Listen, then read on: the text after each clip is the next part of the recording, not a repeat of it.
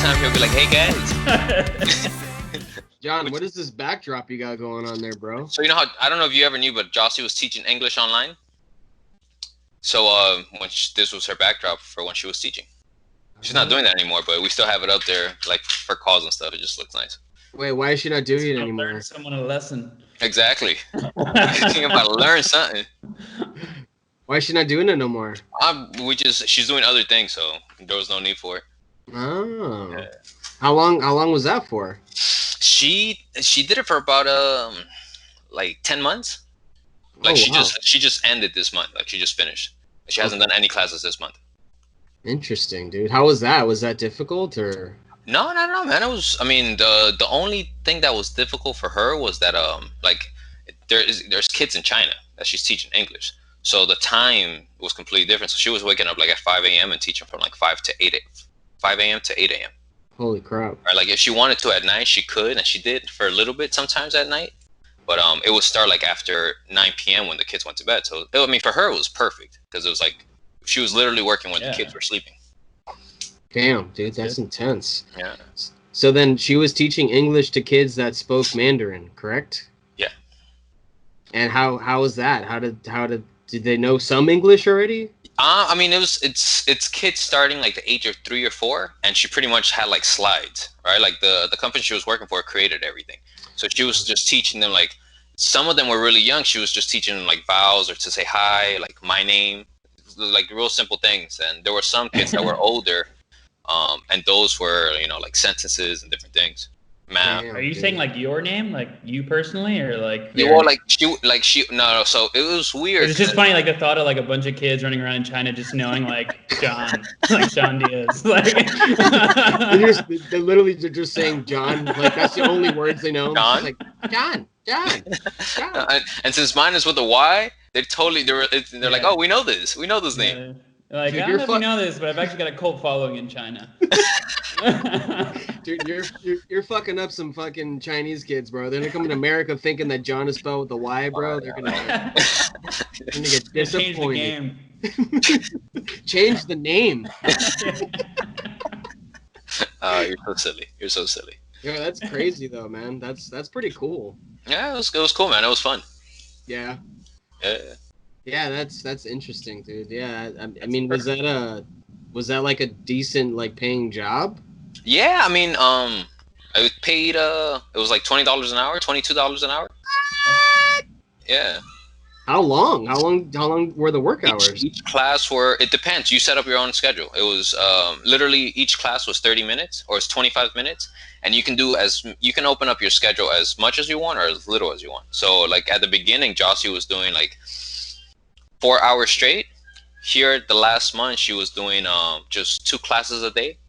So like, and there was days like at the beginning of the year, she took off a whole week. And there's no penalized. Like each week, she literally opens up her schedule and she opens up what slots she's available. She got like really big like she already had a following. So like as soon as she would open up a slot, it would get full. And then it was that simple. So basically sorry to cut you off, Sunny. I just have a question. No, so every kid then so they each have multiple teachers? Some do, yeah. So you totally could, because like. So the onus isn't all on one person, right? So you could take like a week, and it's not like, hey, what the hell? I want to learn English, man. Like, exactly, yeah. Yeah, because you're not, because some of them would have had like several teachers. They just preferred Jossie, so they would always kind of like pick her. It was kind of like it ended up being more like the parents loved Jossie. And like because you like leave them feedback after everything, so the parents were the ones that would like get back onto the class at the end and like listen to her or like like wave hi and stuff. It was cool though, because like we learned a lot about like their tradition too. Like there was like different festivals that they did, or different things, different food, and it was just like she was learning as they were learning about the U.S. We were learning about them, so it was cool. That's awesome. That is cool. I was gonna ask fuck, I forgot I was gonna ask. God damn it, I had a good question. No, you're good. That's my fault. Oh no, okay. So John, this is actually interesting because a lot of people right now got furloughed or whatever, and some of them might be looking for work. Yep. And I feel like you and Jossie have kind of figured out a way of finding jobs that are not super traditional. Yeah. So I don't know, man. Fucking expound on that, bro. Well, I mean, so Jossie for a little bit, the last month that she did it, like she was teaching moms, specifically moms, just because that was like her group, how to do this online, right? So like a lot of people, all the only thing that you need is to be have a bachelor's degree. That's the only requirement you have for this job. So as long as you have a bachelor's degree, like a lot of people do it as a side hustle type of thing, because it's literally either after 8 p.m. or early in the morning.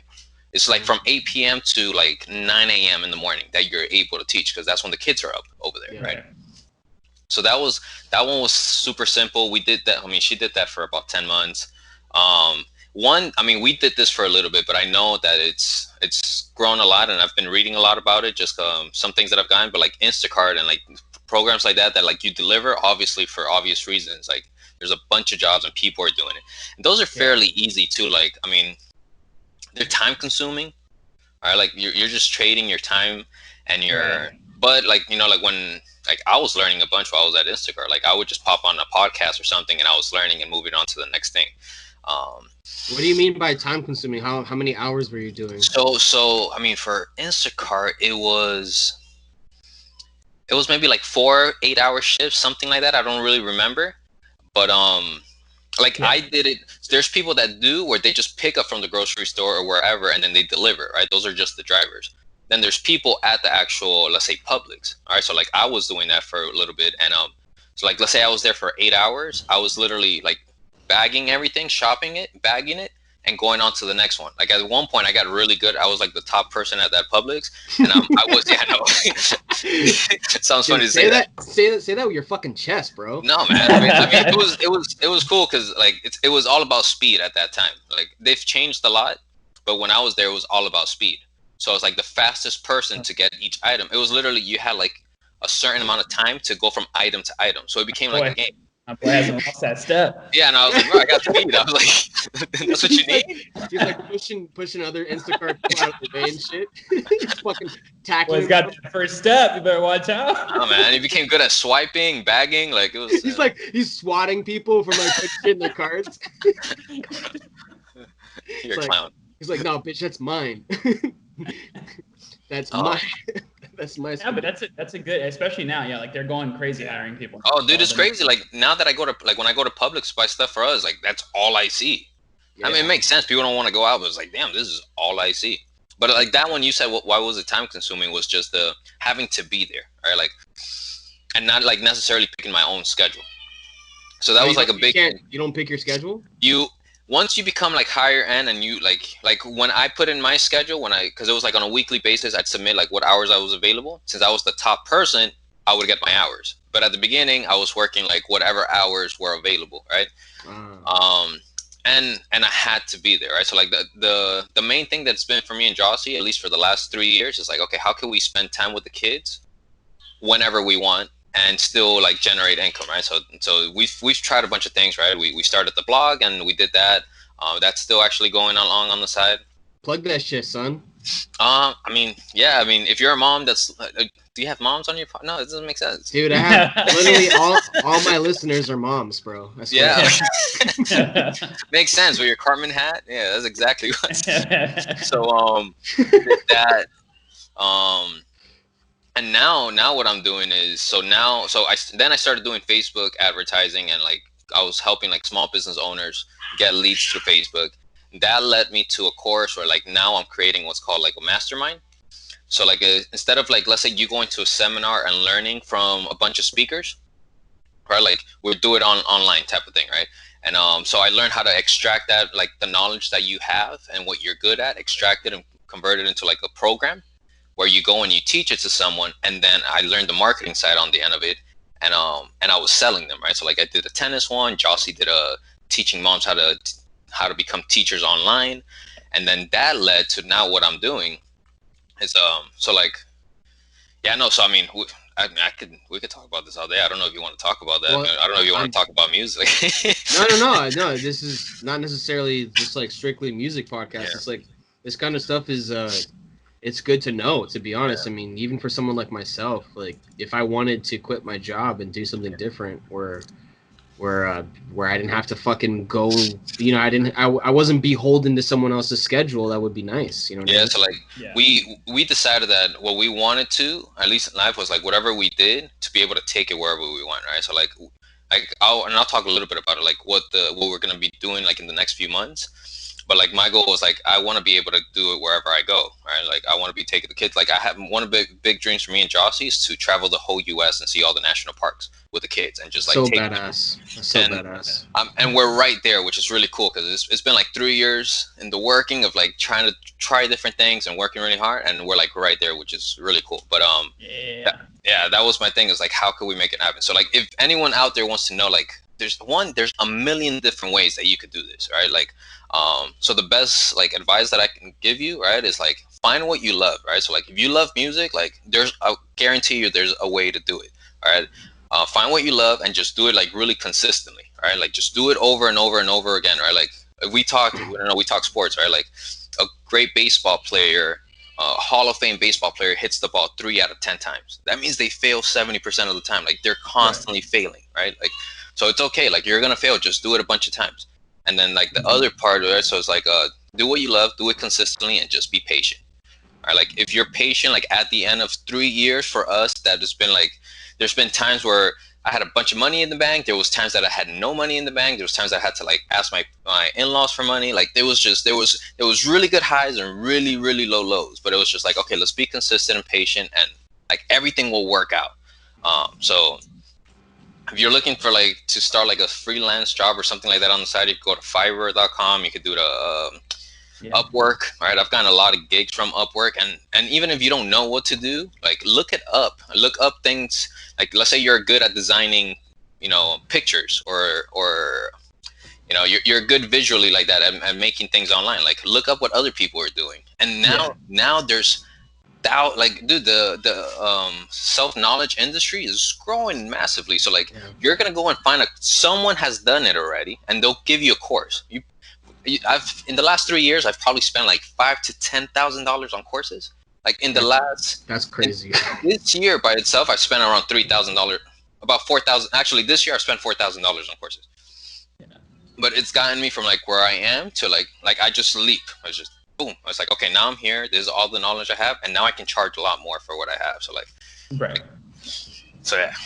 Well, so that you might wonder how that is related to what I'm doing, or even Serge is doing with music. But that's literally what we're doing. We're trying to make music a business, you know, trying to make that a career. And it's the same concept. It's putting in the hard work, being patient, literally all the same things that you're saying. It's the same shit, you know, and it's a risk as well, right? Because like we have no idea if anything's going to happen from it. Nothing could happen. 100%. Right. But ultimately it's, you know, what I try to tell people is, you know, why would I live my life in a way where I don't want to be doing what makes me happy? Right.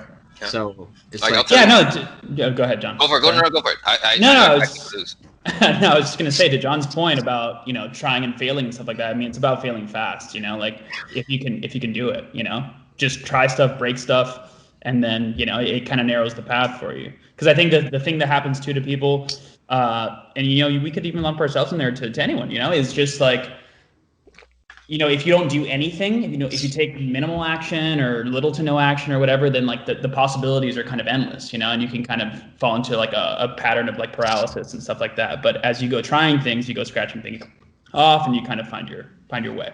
Yeah, like it's so, like something that's been really big for me, and I've told Serge, like I recently I just like I mean, let's just skip that part, right? Like recently I partnered up with like Tony Robbins, and I've been learning a lot through him and spending a lot of money on his stuff, right? But like something that like really resonated with me was these last 3 years that we've been trying different things to figure out what it is going to be.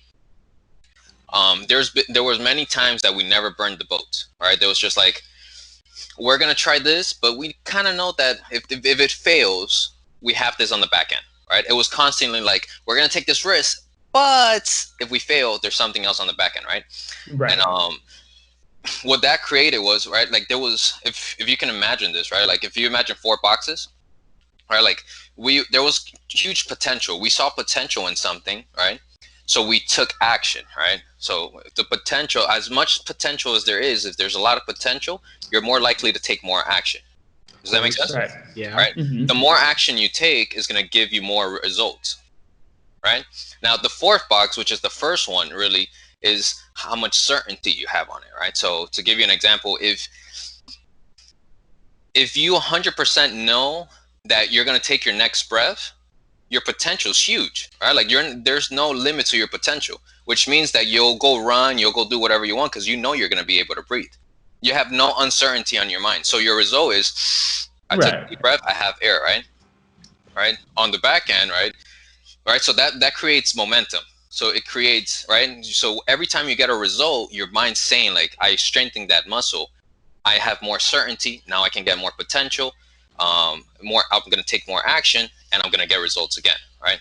On the back end, if you ever go into something hoping that it works, in the sense of like, I'm not 100% committed, your potential is just less. And because you have less potential, you're taking less action, and that less action is going to get you to less results, right? So now instead of moving the rock towards success, you're building it towards that, because you're already, before you even started, you told yourself it wasn't possible because you didn't have the certainty.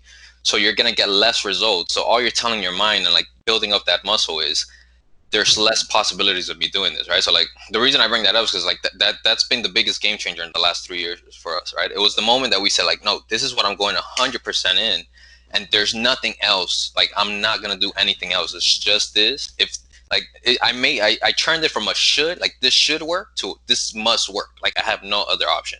And the moment I did that, it changed. Are you saying to the point, like, let's I guess be frank? So do you mean like in the sense of having, like, for example, being able to pay bills? Is that what you mean?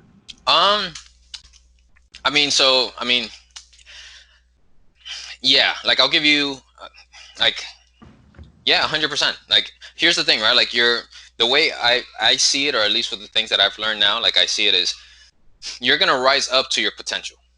All right. So like, let's say your bills are $2,000, right? And you know that's the bare minimum you need. You're gonna rise up to that. If you know that if you don't pay those $2,000 in bills, you're gonna get kicked out of where you are, right? So you'll figure out, you've made it a must. You're gonna get to those $2,000. Yes. Right. That makes sense, right? So if you stay comfortable and you say that uncertainty, you're gonna stay there. You're never gonna get past it. So the moment. Hold on, John. Repeat that. Sorry, I lost you. You lost me. Okay. So where do you want me to start with that? I don't. you were just beginning that I guess that idea. So go ahead and repeat that idea. All right. So so if you're already, so pretty much to your point of like, should like the bills is like, yeah, like if I burn all the boats, like there's no way for me to get off the island. I'm gonna make it work. Right. If I have opportunities on the back end where I can rely on something, if this fails, in your mind, you're telling yourself that there's a possibility that you're gonna fail, so your certainty is less. Does that make sense? Yeah. My question more is like, do you mean in the sense of like, let's say you put 100% of your mentality into a certain thing, and let's say at the end of the month, it didn't pay off, for example, like the amount of money that you need for rent or whatever, blah blah blah. So at that point, are you saying that you going back to like something like Instacart would be considered not putting 100% of your effort into something? Or so I mean, I would say yes. All right, because here's the thing, right? Like, one, if it didn't happen, it's because I didn't make it a must. All right, so like if I have a month to, let's say, make $5,000, and that's like I need to make $5,000, like if I make it a must, I'm gonna figure out a way to do it. All right, like I mean, it's you 100%. I understand what you're saying. Right, like if you live by the no, seriously, hear me out. Like if you live, and look, I'll put it in a music point, right? Let's say someone comes to you tomorrow and says, "Hey, Danny, I'm gonna give you $1 million if you write an album from here by the end of the month." You have a full month to write an album. Right? Right? They told you that, Danny, write the album, boom, boom. Right? How long does it usually take you to write an album, Danny? It depends. If I'm trying to write something of quality, a long time. But if I'm trying to meet that quota of a month, then whatever. If it is literally like whatever it takes, and there's probably going to be a lot of trash in there. You know what All I right, mean? let me step back then. Right, someone says, Danny, create an album, the best quality that you have in a month, and I'm gonna give you all the marketing and all the tools you need to get your band and everything off. You give me 1 month, and you create it. Would you get it done? I think that's difficult with art because it's right. But I mean, that's true. Yeah, you would get it done. Right, to your point, but I think the reality is that that's never happened ever, right? So right. But the point is, right, like when we put into the context of bills and stuff like that, or like going to an Instacart and stuff like that, and it's not like what you're saying is true in the sense that like the more that you double down on whatever it is that you want, the better your results are going to be. Like that's 100%. Like that's undeniable. At the same time, though, like if you're a low-level musician, let's say, your ways of generating income are pretty slim. Like especially if you're starting out, if you don't have a following, like yeah, you could spend 24 hours a day working on taking the necessary steps to build it, but it's not necessarily going to get you $5,000 at the end of the month. Like you're going to be in a better position to succeed if you do that 100%, and you may in a year you may get those $5,000. But the thing is, obviously, in the meantime, you might have to suck dick on the corner or something. Well, here's my question, right? Like so. Is that 100% true, or is that a belief that you have? No, that's 100% true. So you're telling me there's no one out there that didn't have a following that was able to start music and within 30 days become, I guess, successful in the sense of making $1,000 off their music? So actually, look, I'll give you an example, right? Like, and so it can happen, but the thing is that it's not enough of a certainty to be a smart investment. That's what I'm saying. Okay, so look, I'll give you an example, right? So like, what was his name? Robert Bannister, I want to say was the first man who ever broke the 4-minute mile. Right? For years, it was believed that the 4-minute mile by a man could not be run. He broke it with, I want to say within like 2 to 3 months, another 37 people broke it. All right. So was it really that they couldn't, or was it that no one believed that they could do it? Yeah. So my point to that point is, right, because someone showed that for 100% it could be certainly done, the potential went up. So now people were running at a completely different speed, right? So like if one of your buddies opened up a band tomorrow and he told you, hey, I didn't have anything, no music, nothing, not even any instruments, and in 30 days I took my band to $1 million, would you believe it if you saw it in person? In other words, if it happened, would I believe it? Of course. Well, yeah, I mean, right, obviously. Like, right. I mean, I have a choice. And then there's certainty, right? So like, but what the thing I'm saying is that it's not accounting for the fact that if I want to run a 4-minute mile by the end of the month, it's not happening. That's not what you want. No, but I could. But I could want. Right, but that's what I'm saying. Like, I'm not trying to shit on it at all. Like, I want to be clear, and I agree with you on what the message. I'm just saying, like, just for the sake of like, let's be clear. Like, like I agree. Like, that's the mentality that everyone should have. What you're saying is true. Like, I don't disagree. I'm just saying. No, I agree with you. It's definitely different for music. So, for example, like, I'll give you a great example. Like, there's multiple people that I know that, and so instead of having day jobs, what they do is they travel. They kind of do something similar to what you're alluding to, John, where they travel in their vehicle around the country and they perform gigs.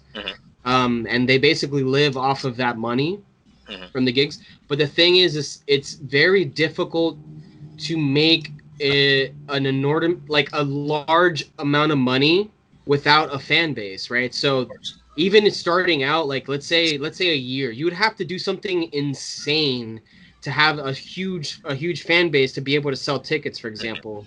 And that's why SoundCloud rappers or whatever, that's why they do it so quickly. But the means to get to that point, in my opinion, is very dishonorable. Why? Well, because it'll be doing ridiculous things just for attention, basically, whether it be doing something violent or doing something outlandish. You know what I mean? So it's like, in that sense, I think, yeah, for example, if I wanted to make music, could I take a shit and eat it and be like, there you go, that'll get me famous? Probably, yeah, I could do that. That's very easy. But I don't like that kind of music, and I also don't respect those kind of artists. Now, you can say like, well, those artists are established now. They have money. They have everything that they need now to record.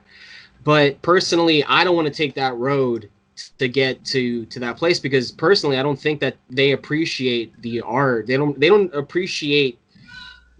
Yeah, literally, I guess you could say they don't appreciate the art. Yeah.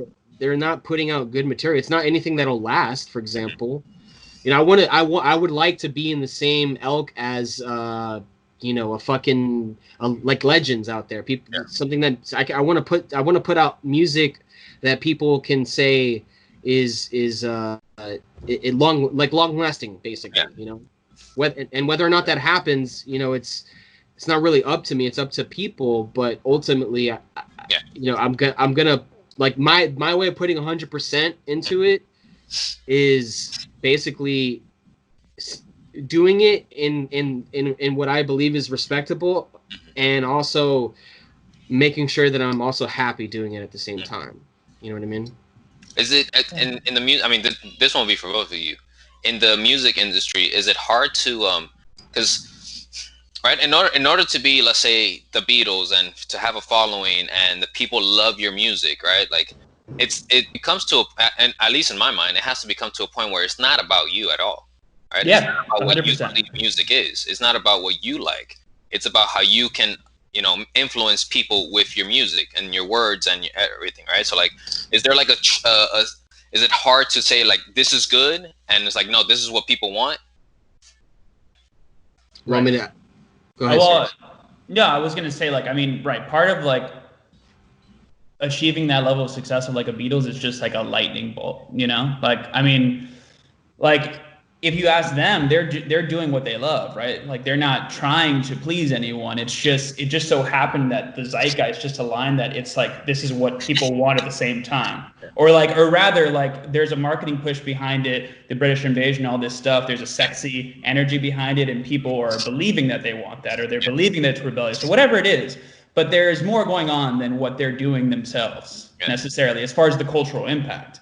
Now, fortunately, for them, if you take their music in a vacuum, many people would assess it to be of a high caliber, But that's a coincidence. There's so much popular music that, a lot of people wouldn't say the same thing about, And then, granted, there's a level of subjectivity to it as well, right? Yeah. So that's another factor to kind of complicate it. But, right, it's a million things. There's a lot of it that is out of your control, There is probably, you always hear stories about like sort of like, bands that were like playing at the same time as the bands that made it, and like people thought that the other band was way better and all that stuff, and it's like, like, but no one ever heard of any of them. It's just kind of like, sometimes things just, it's hard to really put your finger on why things happen a certain way with that stuff, especially with music where there's so few of the people who really try to do it who actually succeed at it.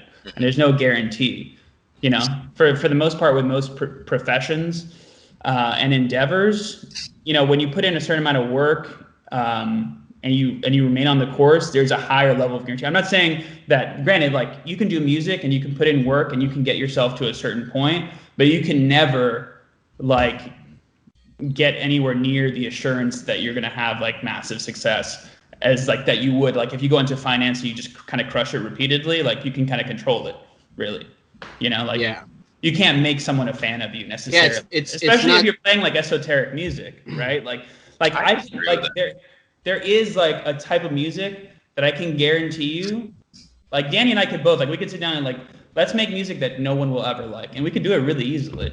Like, it's just like there are just certain things that we already do that. Right? Like, exactly. Like, there's just stuff that people don't find pleasing to the ear, and there's stuff about music and stuff like that. Like, it's just kind of like, you kind of have to like, that's why there's a little bit of realism, like, in the sense that like, you can't just be like, oh, I'm going to play like freaking modal jazz that's constantly changing time signatures, and I'm going to be as popular as Justin Bieber, because it's just not going to happen, right? Like, you have to have some sort of that marriage of like what you're trying to do and what people like, to really like stand a shot. Like, and the goals are relative, right? Because if you're doing that other stuff, like, you could be like, I just want to be acclaimed and I just want the respect of musicians and stuff like that. And if that's your goal, then maybe you can do that. Like, that's doable, you know? So I don't know. I maybe took that into a weird direction. No, that was good. What's your point on that? Well, I think it's because art is subjective. I think that's the main thing, is art. Because the thing is too. So it's funny because people will say, I mean, I'll call them out. Like my mom or my sister will literally say, all you guys need is a hit and you guys are good to go. And they say that in a way, like literally my mom will say, just write a hit. And it's just they assume that there aren't multiple people out there that are writing really catchy music already that is not famous at all. Yeah. I mean, I can literally think of people that I know personally that have catchy fucking music, and they're not famous. They're not on the Billboard or anything like that. That's just not how it works. I think nowadays, if you really like, it's just fucking shitty, but if you want to become famous quickly, do some outlandish shit and you'll become famous. I mean, think of all the famous people that, like Tekashi 6ix9ine. I don't know. I just, like, he's crazy, right? Like, the shit that he does is insane. I don't even know because I never followed it. I don't know what that is. I've never heard that. He's a rapper. He's a rapper. Oh, okay. And it's just, I think because Rafael is more hip to this shit than I am, but he's like a SoundCloud rapper. Like, he's okay. If you see him, you'll just be like, he looks like a troll doll. Yeah, the old troll doll. You remember? With the hair, like the way that he's explained it to me basically is that these rappers, all they do is they do outlandish shit on Instagram and Facebook to get the most views, and then they use that to pump their music. Which, don't get me wrong, it's smart. I think it's a smart thing, and I don't disrespect them in that sense. But ultimately, I think it's almost equivalent to being a prostitute. I hear you. Yeah. Well, I mean, so look, I got two things for both of you. I think that would be cool. All right, so like now recently I've been getting a lot into sales, and I'm creating like sales funnels and selling different things and like doing things online, right? And what I'm realizing is, just like how you said, like if you're crazy, you'll get a following quickly, right? So if you can think of a line, right? If I'm in the middle, it's kind of like the what's hip, what's the right word? Modern? Yeah, I mean, not modern, and more like what's I think hip is fair. I think let's say what's hip, right? And then on the next two spectrums, there's going to be what's called prolific, right? So like that's where the two of you kind of see music, that it's kind of like evergreen, and people are going to want to listen to it forever, right? And then on the edges is crazy. Okay. Right? You just go bizarre. You might, do whatever you said the guy did, right? So like those people, they might get attention right away and get to the top, but not last forever, which is kind of like what you guys want to do, right?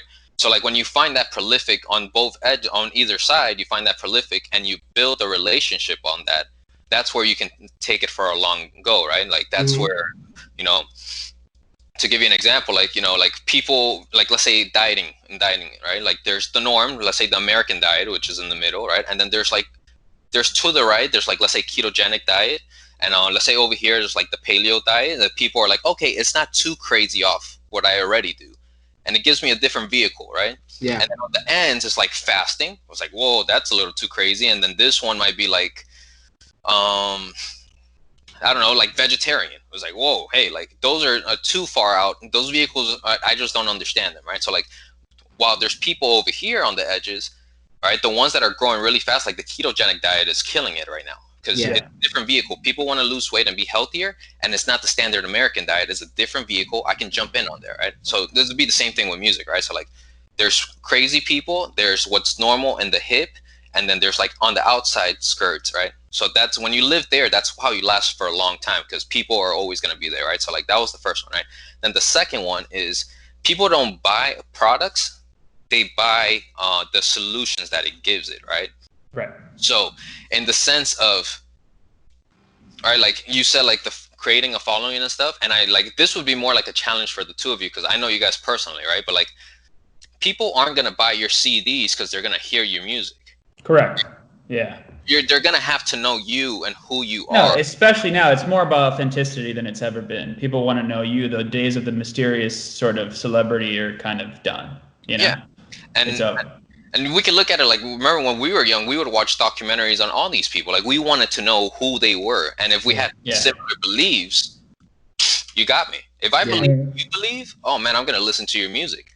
And that's exactly how you guys build up these like relationships with artists, right? Like with right, let's say Cold Stone. Not Cold Stone. Cold ice cream. I fucking Cold Stone heavy, dude. They believed in good ice cream, and so did I. Hey, they like to sing. I like to sing. You know.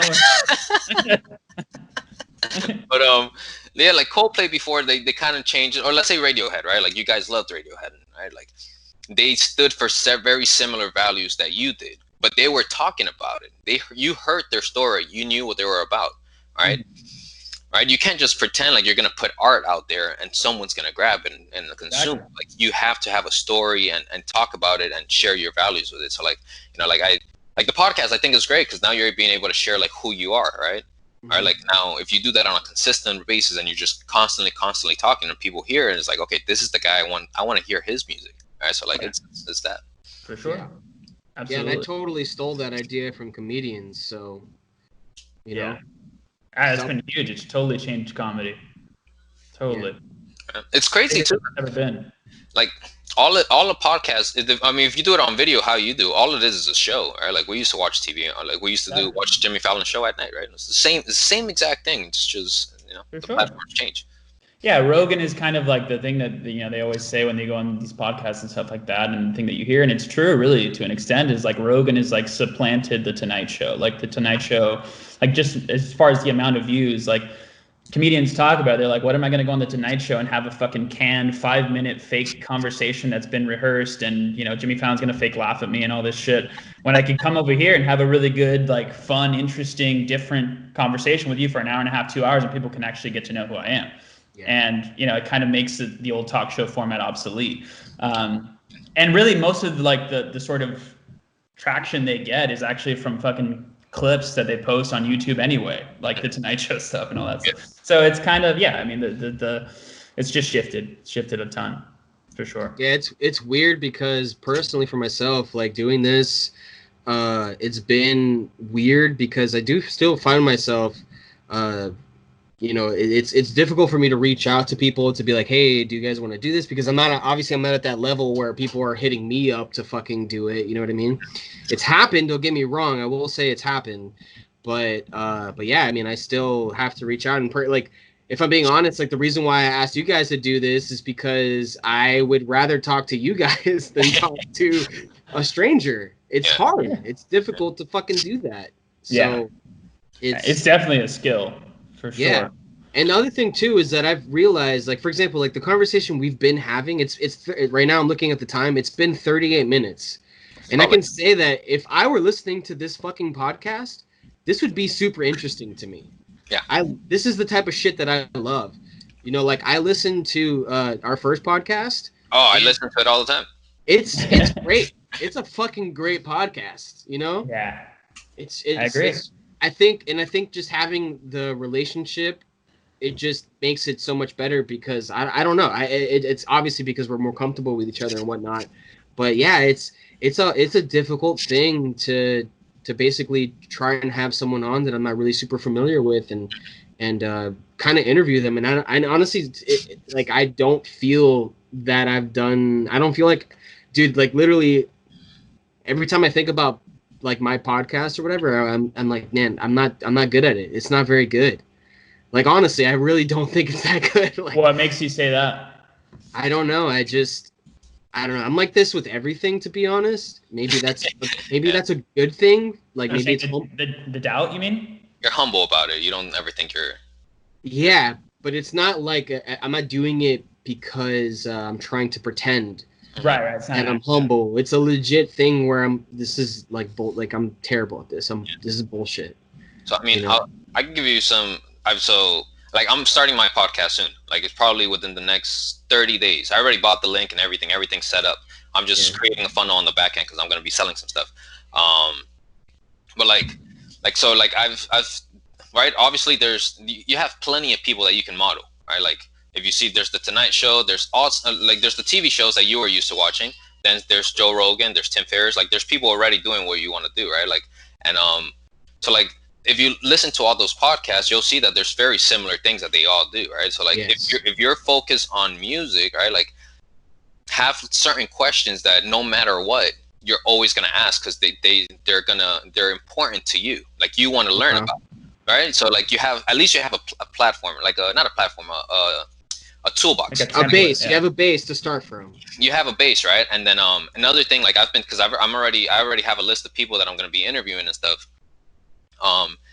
Is like getting to know them just enough before you get on, because like you said it yourself, if it's the first time you're on the phone with them, it's weird because you don't know what kind of personality they are. Can I be myself? Can I not? Like are they gonna be open to just talking? Like how much can I say? So like just having like a little bit of it, and that helps, right? Like just having a little bit of relationship helps. But I think the toolbox, and then another thing that I've came across and I'm using, and I've been able to get people ready to, like I have a few interviews starting next week.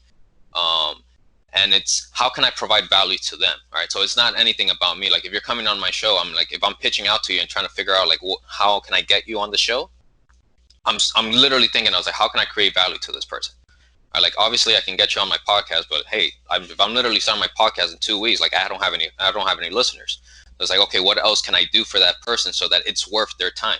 Yeah. Right? So like if they're coming onto the show because it's worth their time, they're more excited about coming in, and they're more willing to open up and talk about certain things. All right. So like if it's more like you ask me and sure, why not? I guess I have the time. Then just the attitude that they come in with is completely different than the attitude of like, oh, this person's about to deliver something that's going to be very valuable to me. Let me make sure I'm on my A game.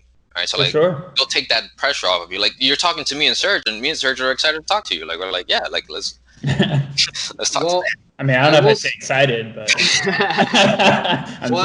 I will say most people that I ask, they are definitely willing to do it because it is new in this realm of the music industry or whatever. I don't think I know any other bands that have a podcast, to be honest. So I will give myself like a little bit of like a one up there by doing it first, but actually going off of that. So, if you look at our channel, we do the podcast, and we also do the House of I Presents, which is them performing live in our house. So that's kind of like I would say that would be like the value. Like you guys get like a live, a recorded mixed live video of you performing and stuff like that, which is pretty cool because I'm not charging them to do that. But yeah, most artists are pretty willing to talk because I'm assuming that they're not getting the invitation, from a ton of people. So I know for myself, if someone were to hit me up and be like, hey, would you mind doing this podcast? I'd love to interview you. I'd be like, yeah, I want to fucking talk about myself for an hour. Exactly what I was going to say. I was like, musicians are so self-involved. It's just like, yeah, oh my God. Yeah. Talk about my art. Oh my God. Just DM Danny real quick, guys. If anyone wants to interview Danny, just let him know. Yeah, dude. Literally, I haven't gotten any of that. Oh no, that's not true. One guy has set me up for a documentary, so I'm actually that's kind of cool. Oh yeah? What kind of documentary is that about? It's about the scene here in Tampa. Oh yeah, that's cool. Yeah, which is pretty tight. Yeah, that'd be nice to be. Max, shout out to Max. Hopefully, actually, I should get him on the fucking podcast. That's a good idea. But but yeah, man, no, it's a weird thing, dude. It's strange, man. I definitely go in and out of am I taking the right steps? Am I asking the right questions? All that stuff. Should I reach out to bigger people? You know what I mean? Like that's always a question in my mind, and I find myself feeling really weird about that because there's no so for example with like Mark Normand, the comedian that I had on, I'm a huge fan of comedy, right? And I've heard him say on his podcast that he is willing to do any podcast. So I was like, you know what? He's coming into town. Let me just try it out. And he was super nice and willing to do it. So I did it, and I'm super glad he did. He did a great job on that podcast. Yeah, that was good. I heard that. I may say so myself. Yeah. Thanks, man. Dude, it was awesome. It was fucking really cool because I feel like I would love to do that more often. I just feel really weird about approaching someone that I've never met before. That's obviously a way bigger personality than me. Like literally, I offer nothing to them at all. Are you talking about bands and comics and just anyone, or what? Bands, not necessarily, just because most of the bands that I'm reaching out to, they're not huge bands either. You know what I mean? I meant like if like a bigger band comes to Tampa or something. I've thought about the same way Mark Norman did, yeah. Yeah, I've thought about that. I mean, granted, like, yeah, you don't know if they're going to respond, but you also don't lose anything, you know. Kind of same mentality you had messaging Mark Norman. He could have just not responded, but exactly. I mean, you can message 100 people. If 2 of them say yeah, it's like, oh, cool. Yeah, exactly. It don't matter with the other ones. And 2, like, you do have a lot to offer. You just don't realize it, right? Like, you're in the Tampa scene. You know people. You know plenty of like places where people could go play music, so you can get them in contact with them. All right, you can give them a list of phone numbers, like, hey, these are all the places you can call. These are the days they're available. This, like, you can connect them in a certain way. So, like, you do have a lot to offer. All right, if it's a big name and they're coming into Tampa, hey, they might not know you, but my listeners will. Like, this is the type of music my listeners are into. Right? Like, you have a way, but it's the moment that you position it as you have an offer for them and it was beneficial for them that you'll get a lot more yeses than nos. Yeah. That's solid. I like that. I like the way that you phrased that. That was nice. It's always about what's because right, like anytime you ask someone, or if I were to call you and say, hey Danny, can you you think you can do something for me, like a favor? And you know, the first thing kind of like on the back of your mind is like, what's in it for me?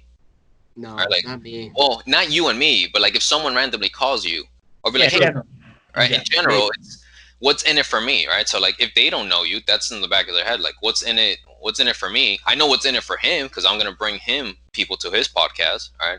But what's in it for me, right? And like even if you're doing these Zoom calls, right? Like you can give them the recording, or these Skype calls, give them the recording. Now they have an interview of themselves that they can use on any of their platforms. Yeah, yeah, definitely. No, that's a good point. Yeah, for sure. Yeah, I'm just not that type of person, dude. I just totally degrade myself. Oh, that okay, gotcha. I was like, what type of person are you talking about? No, dude. I mean, I think there's here as someone who has like the same trait. I think as long as you manage that, I think that there's something good in that because I think it keeps you improving. So that's good because if you get comfortable, then you're not really growing. You know, if you're like, oh, I already know how to write songs, then you're not going to really get better. You know, I'm always like, oh man, like I always assume, granted, I'm not saying I'm an example or anything like that, but my mentality at least is I can write a better song. I haven't written my best song, you know, and whether it's true or not is irrelevant really, because it's more important that I hold the belief than anything. And I do. So it is what it is. Yeah. You're probably the most critical person I've ever met when it comes to when it comes to their own music. Seriously, I'm not even joking. I know, but it's funny to me. It's funny to hear it. You're probably right. Yeah, I mean, well, I can't really say if you're right. It's your people you've met, so I'll just take that. Yeah. Like even for myself, because I'm pretty critical, but like, dude, you're fucking really critical. Like, you're insanely critical. It's fucking hilarious how critical you are. Yeah, I don't know. Like, I feel like I have to. I don't know. I feel like it's. I don't know. I guess it's like my way of quality control, I think. Well, so I think like, and it's why having like a group, being a group, or maybe having a partner to write with. I think that's why it's like something like that is really important, because I know for myself personally, if I was a solo writer, I don't think I would ever get anything done. I mean, if you look at my fucking voice memos right now, there's so much shit that I'm just like, that's garbage.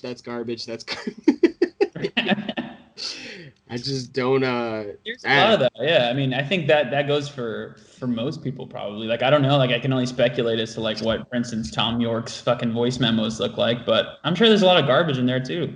What about like real quick, just so you guys record all these things and just put them on voice memos and just keep them there. And if it's good, you release it. If you don't, all right, well, it can be a number of different things, right? Or at least I'll speak for myself. I guess. So yeah, let me just.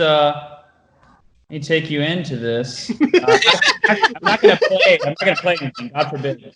No, but play if you can see this on your camera, do you see the number? Oh my goodness! Holy shit, Serge! It's way more than me. So fuck. So it's just like, it could be small ideas. Like, it could be a melody idea. It could be like a longer song idea. It could be a bass part. It could be a drum groove. It could be anything. But basically, like, there's a really small window where I'll retain. Like, so like I could spew out an idea, and then like someone says something to me, I interact for 15 seconds, I come back, I don't remember what the fuck I just did. You know, so that's really what it's all about. And so because I'm so obsessed with the quality control, like I have to get everything, like especially if I get something good. And a lot of times it's not, but if I think it could be, like I'm like, this is the most important thing going on right now. Like so dude, guys, sorry, that's crazy to me. Right? Because all you're creating is a bunch of content. And you're only putting out what you think is good? Correct. Well, that's so it's not really content though, right? Because me going like is not really content. Like, that's why not? Yeah, but okay, so who cares?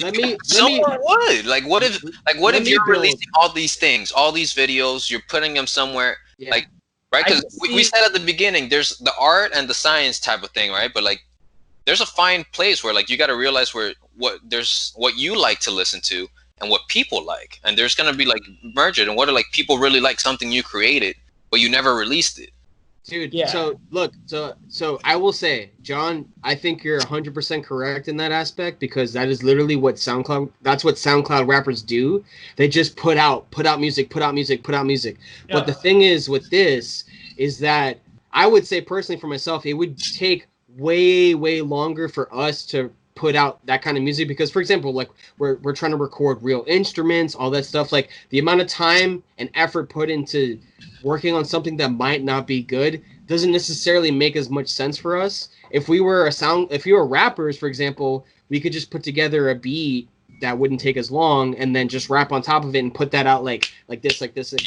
But I do agree with you though, if a band could do that, if a band just put out a bunch of fucking content, even if the content's not as good, more than likely they would build a pretty. No, I will say I agree. I agree with what you're saying. Like, definitely, like there's more content than we're putting out that could be leveraged there for sure. I just mean like literally the raw form of what's here. No, but like if you developed it like slightly, which wouldn't take that long. So yes, so like I agree with you. I'm just saying like what's here, no, because that's trash. But like literally just take it a step further, like.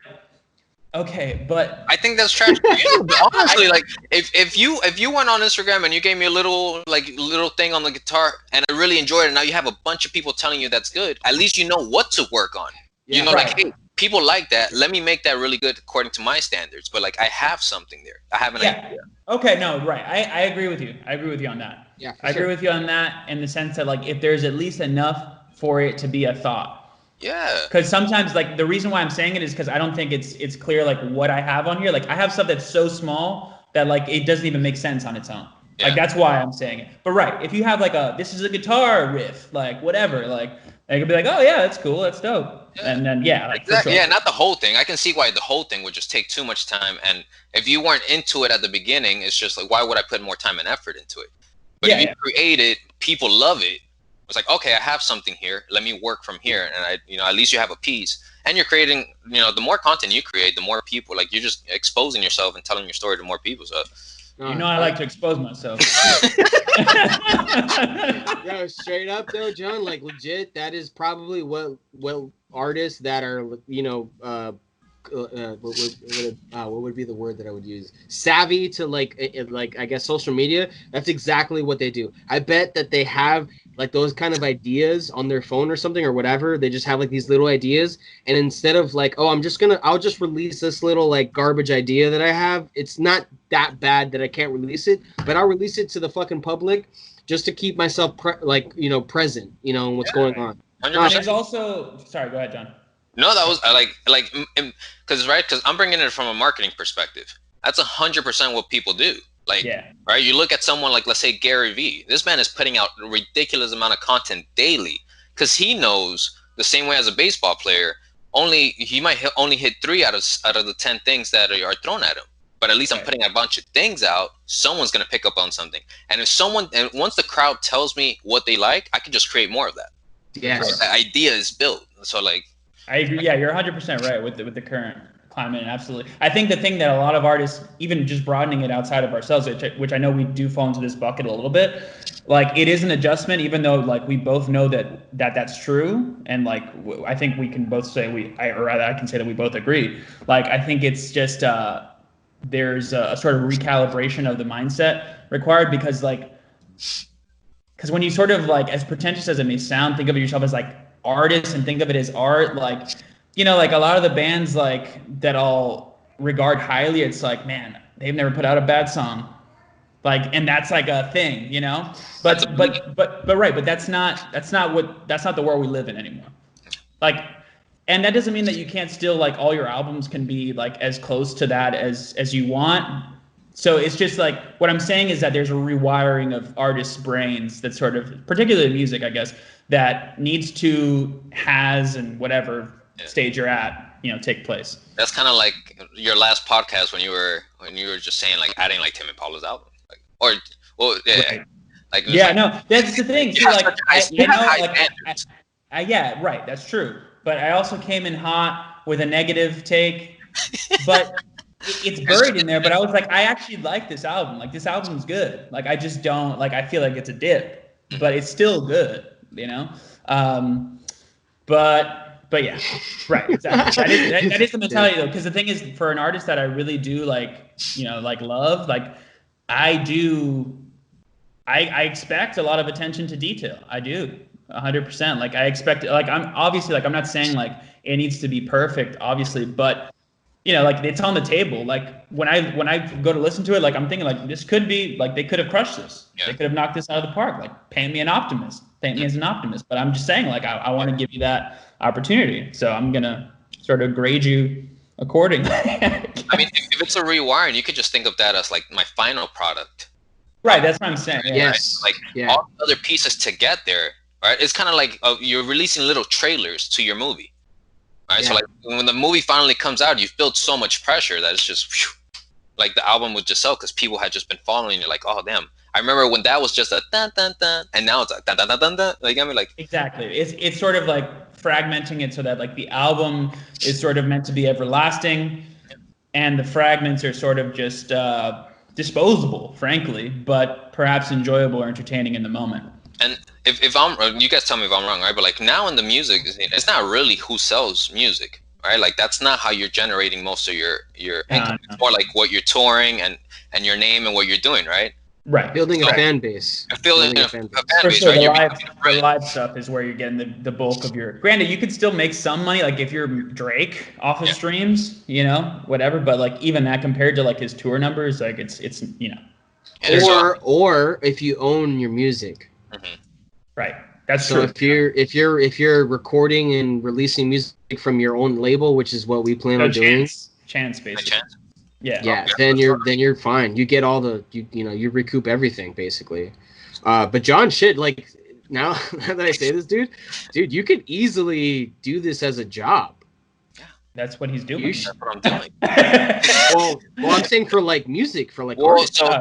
So I mean, like I'll tell you for the two of you, like so all these things that I've been learning for a while, right? So like in my loving way that like I just always want to contribute and give the most, like all these things that I've been putting together and learning how to do for myself where I can generate a huge amount of income and a following and helping people, I'm always constantly thinking like, what can I do for Danny? What can I do for Serge?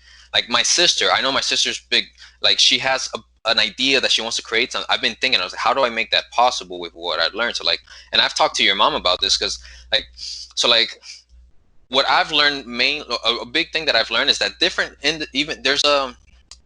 there's about 80% on any industry that you go to that is similar, right? Mm-hmm. And then what's different is the art in every single industry, right?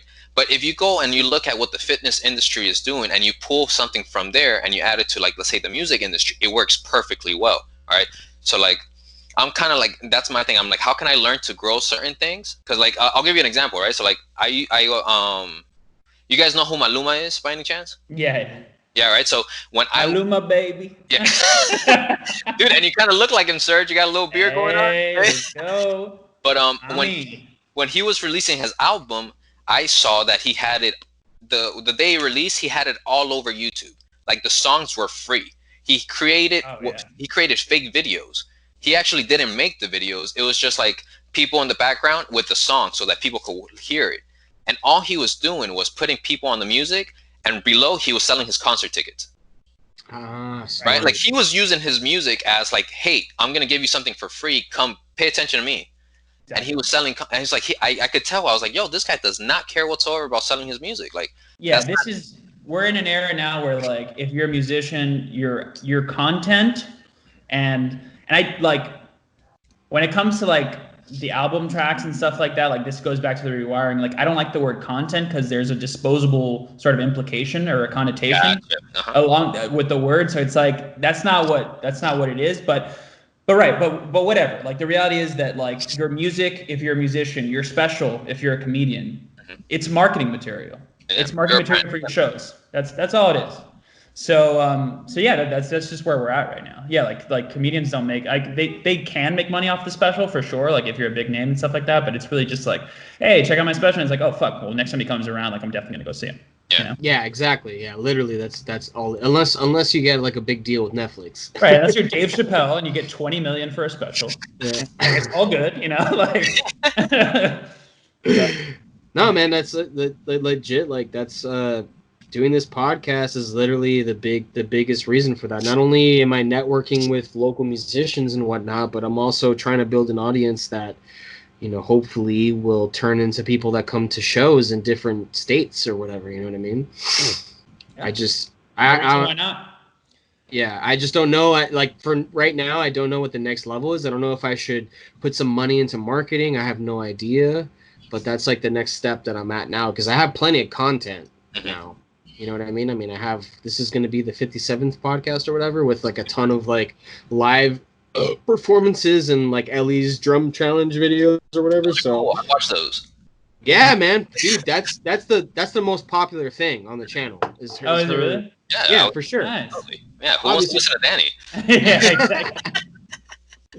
Nobody. You should just start your podcast like with your voice being drowned out by Ellie just cranking out some beats. That's what I'll do next time. Yeah. No, man, and she has to run over to join you on the mic because I know she's also, you know, a host. Yeah, she's a host. Hostess. Hey. Is a terrible food for you. But I mean, I wouldn't. Honestly, like I've been writing down things for you specifically for the two of you, like on the side. Like I've been creating things. So like you tell me when you're ready, and I'll show you what the next step is. And like I'll give you an example for me. Like I had to break huge beliefs, and I had this conversation with Serge recently, right? Like huge beliefs that I've never cared what people think about me. That's just not on my head. Right. But at the same time, what that's created is that I don't care to share my message or my ideas with people. Yes. Right? So biggest goal in my life is to contribute and make this world a better place. Right. Like I care about people. Right. Like you remember on the first podcast, you laughed about how when people meet me, they're like, what's up with this guy's energy? Like he's weird. Like, why is he so happy? Right. Like I genuinely care about people and want to make the world a better place. Right. So like I realized that by me not caring what people thought, I didn't share my opinions. I didn't share the things that I cared about. I didn't have strong beliefs, right? So that caused me, social media, never used it, right? Like none of us, like we just didn't care because I didn't care to go share my experience. I didn't want to hear judgment towards it, stuff like that. But on the back end, what I realized was there was, by not saying my message or sharing my things, I was not being useful to the world. I was being useless, right? Does that make sense?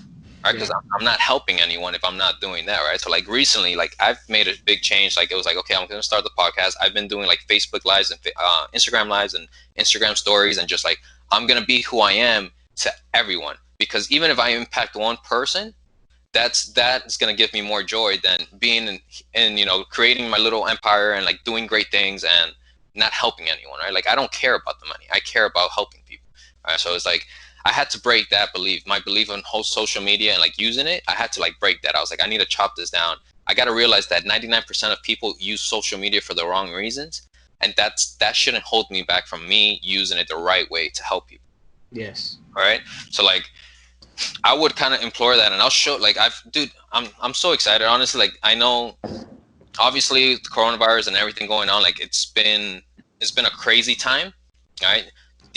And last time I was on the podcast, I said that middle school was the best time in my life, right? Like, now I'm completely changed. The last 3 months have been the best time of my life. Like, I am just like, there it is, baby. Like, things are happening. I'm making things happen. Like, what I believe, that I've changed certain things, and it's just like, I'm not afraid to be myself and help people. So like I would say, like, you guys, right? Like, you're helping people in a completely different way. Like, what music does to me, it gets me out of my state of mind. Like, if I'm in a slump and I listen to a song that just picks me up, it picks me up instantly, and it can help me instantly.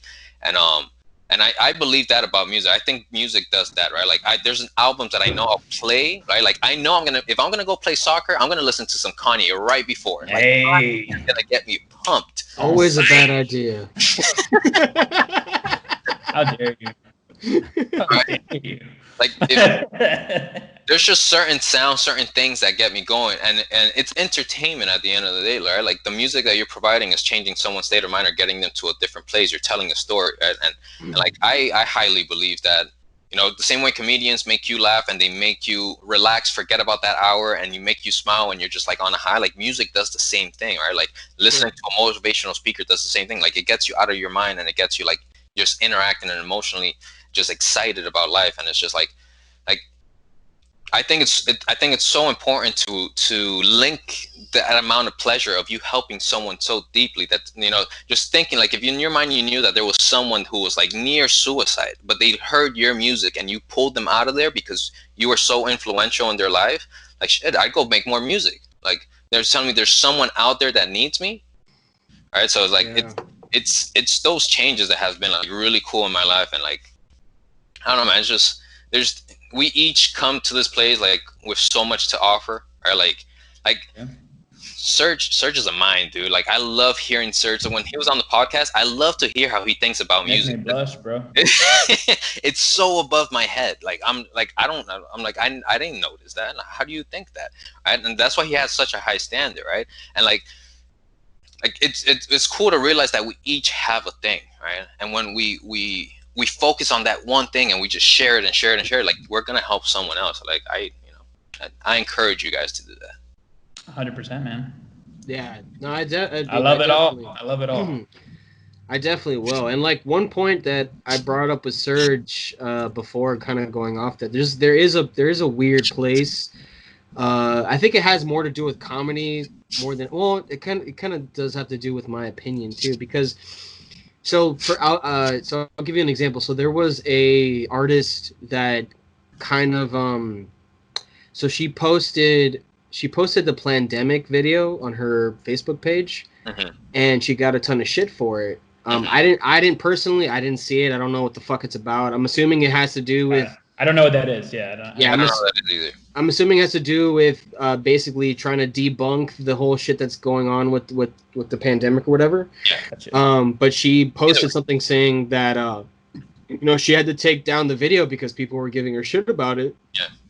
And you know, she was just trying, like, basically her point was, it's sad that I can't express myself, like or rather my opinion on this because of whatever beliefs that you have, and you think, you know, you'll judge me and think that I'm a terrible person, which I totally agree, because, and whatever, I'll say it, but like, there's probably opinions that I have that people would probably think I'm a bad person, and I'm not a bad person. 100%. Like, I'm a good person. Like, I'm a good person. Like, I try to be as nice as possible to people, and it's a weird feeling when you feel like you can't express yourself in that way, or you can't, like, you can't give your opinion on something because you feel like people are going to think that you're a racist or something when I'm a fucking Cuban, Puerto Rican American. You know what I mean? Well, that's the thing though. Like, I mean, you're making a valid point, but then you have a decision to make, right? As far as like what's important to you at that point. Like, do I want to just double down and just be who I am, and maybe, the people who are with me on this will sort of like double down on me, sort of like with their passion and their sort of tenacity of fanship for you, like out of respect for your sort of bravery, if we can call it that. So you can go that route. You can also go the route of like, hey, I don't want to get into anything political or any sort of muck like that. Like, hey, last dance, baby, like Jordan said. Republicans buy Nikes too. Okay, so hey, if you want to go that route, there's nothing wrong with it. Like, I don't begrudge anyone for that, but it's also kind of like, it's kind of that thing you have to decide, like, because you can, right? Like, you can say whatever, and you just got to stand in, whatever. Everyone's entitled to their opinion about it. Yeah. But if you just say go fuck yourself, then there's nothing. That's it. Conversation's over. And I mean, obviously, mean that figuratively. Although you could do it literally too. Either way. Yeah. Like, and it kind of goes back to like what I said earlier. Like, we just don't like. In that first podcast that we did, we talked so much of like we don't care about other people's judgment or their opinions about like what we have to share. So that's why it's so easy for us to have that conversation, because like Serge might say something that I completely disagree with, but I don't judge it. Like, it's cool. Like, that's his opinion. Like, go with it, right? And kind of going back to like that thought too. It kind of like, so like, if you're sharing your like with that, I don't know the person, I don't know who you were talking about, right? But like, if your following knows exactly what you believe in, all right, and you're always talking about your story or what your beliefs are, then something like that shouldn't be shocking, right? So like the definition of marketing, right, should be something like you attract your ideal customer, right, your ideal person, and you're repelling everyone else, right? Okay. Literally, you're repelling everyone else. So like for you guys, like, you're repelling everyone that wants to listen to your type of music and has your beliefs, and you're repelling everyone else. You don't want someone that's into pop. You don't want someone that's into other things, right? And when you create that and you're being genuine from the beginning, I believe you can say anything that you truly believe, and people aren't going to be like about it, because they've been on this journey with you, right? Like, they know who you are, right? Like, if that's the first time that she ever talks about something like on the crazy end, I could totally see why, right? Especially if you have a big following, right? And I feel like that's the problem when you become a product for everyone. All right, because now you have everyone's opinion instead of having a small group of people that are deep into you that have the same belief system. Okay, so then let me ask you this then. So, for example, on this platform where this is supposed to be a music podcast, right? I'm supposed to have local musicians come on, and I'm interviewing them, whatever, blah blah blah. So, for me, it's like, is this the right platform for me to insert my opinions on things or whatever, blah blah blah, that could ostracize some people? And then like a group of people listen to it and they're like, I don't want to be associated with that because of his opinions. Because, for example, I've had people on that have very harsh ideas, or rather not ideas, but they have harsh feelings against Republicans. Yeah, right? I've seen you like to talk politics on here. Well, I mean, it's the thing with me is I'm not either or, right? I'm not super strong on either side. I'm very in the middle, I would say. Like, I don't really care. Like, for example, like the whoever you voted for, I really don't give a shit. I really don't. I think maybe I cared about it before, but now it just doesn't matter to me. I just don't, because the thing is, I think it's pretty obvious at this point, but what I've learned to understand is, regardless of someone's opinion, like, are they a good person? That's what really matters, man. Like I have a coworker, dude, and I can honestly say, like, there's some shit that he said that's super ignorant. But I'm not gonna fucking judge the guy and think that he's a terrible person, because you know what? That's the same guy that will literally donate fucking money to kids that are poor, that have no Christmas presents, for example, is what he's explained to me. That's cool. Like, I haven't done that. So it's like, just because I have the same opinion as liberal, I'm supposed to be a better person than someone that's literally physically helped someone out? Yeah. Like, I'm no better than he is. Mm-hmm. So it's like, it doesn't make any sense to judge people based off of those things. And I wish that we lived in a country where we weren't so divided in that sense. Mm-hmm. Yeah. Well, people are complex, and I think that's not really something that anyone who's extremely vocal on social media for the most part really wants to entertain, right? It's more like, it's hot takes, baby. Like, let's go. Like, it's not like, well, like, I don't know. Like, it's not like a nuanced sort of perspective, right? So yeah, but I mean, yeah, exactly. It's more complicated than that. But I think, John, you were about to say something, so. Well, going back to Danny's question, you started asking a question about like the podcast. All right, so like my opinion on it, right, or my recommendation would be like, if like pick what you're gonna talk about, right? Like have that topic, right? So like, all right, because it's if you can't please everyone and expect you can't be for everyone and expect the ideal person to come to you, right? So like, you got to realize, like, let's say, and it's very hard to fall into that like realm, because you follow the people that started the podcast scene, right? So like, if you see Joe Rogan, right? Like Joe Rogan, he interviews everyone and anything about anything. It could be, from science to cars to like, he just, now he could do that on a vast scale because of his name and the popularity of his thing, right? But he was at the beginning, so he could do that, right? Does that make sense? Yeah. Right? Where we're at now, you have to really pick your market and your niche and realize, okay, this is where I'm starting, and focus and narrow down on that one, right?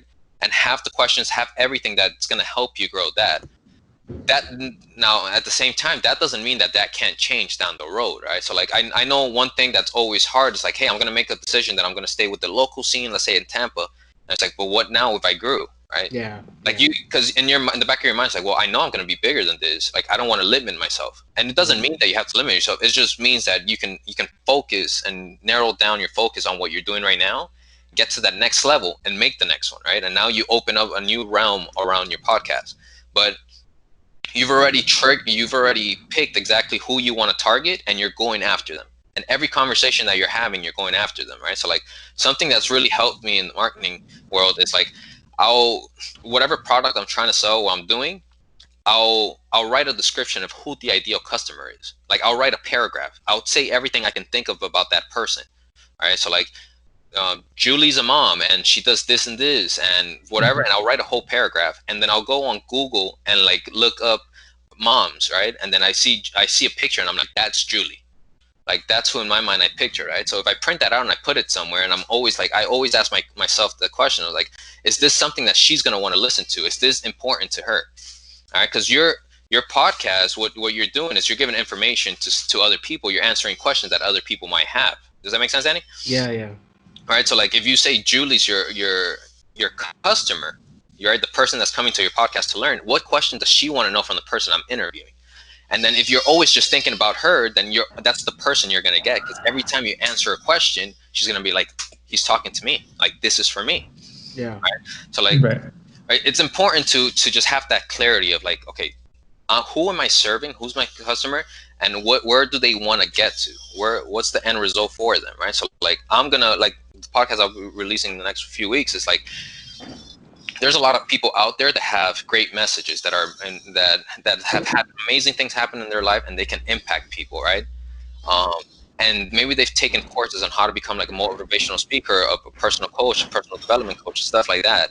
But they don't have the marketing or the business savviness to create that into a business.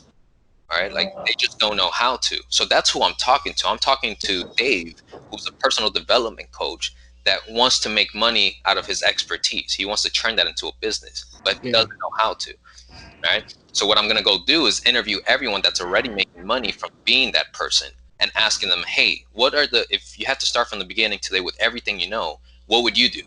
So I'm answering all the questions that Dave has. So when Dave is coming, Dave is going to come to me every single week because I'm giving him valuable information. Does that make sense? Yeah, it does make sense for sure. Yeah, and then once again, like, I outgrow that. Now I have a new picture, and I can move on to the next thing. But like, at least I narrow down and I focus on what it is that I'm trying to provide. That's cool for sure. Yeah, that's dope.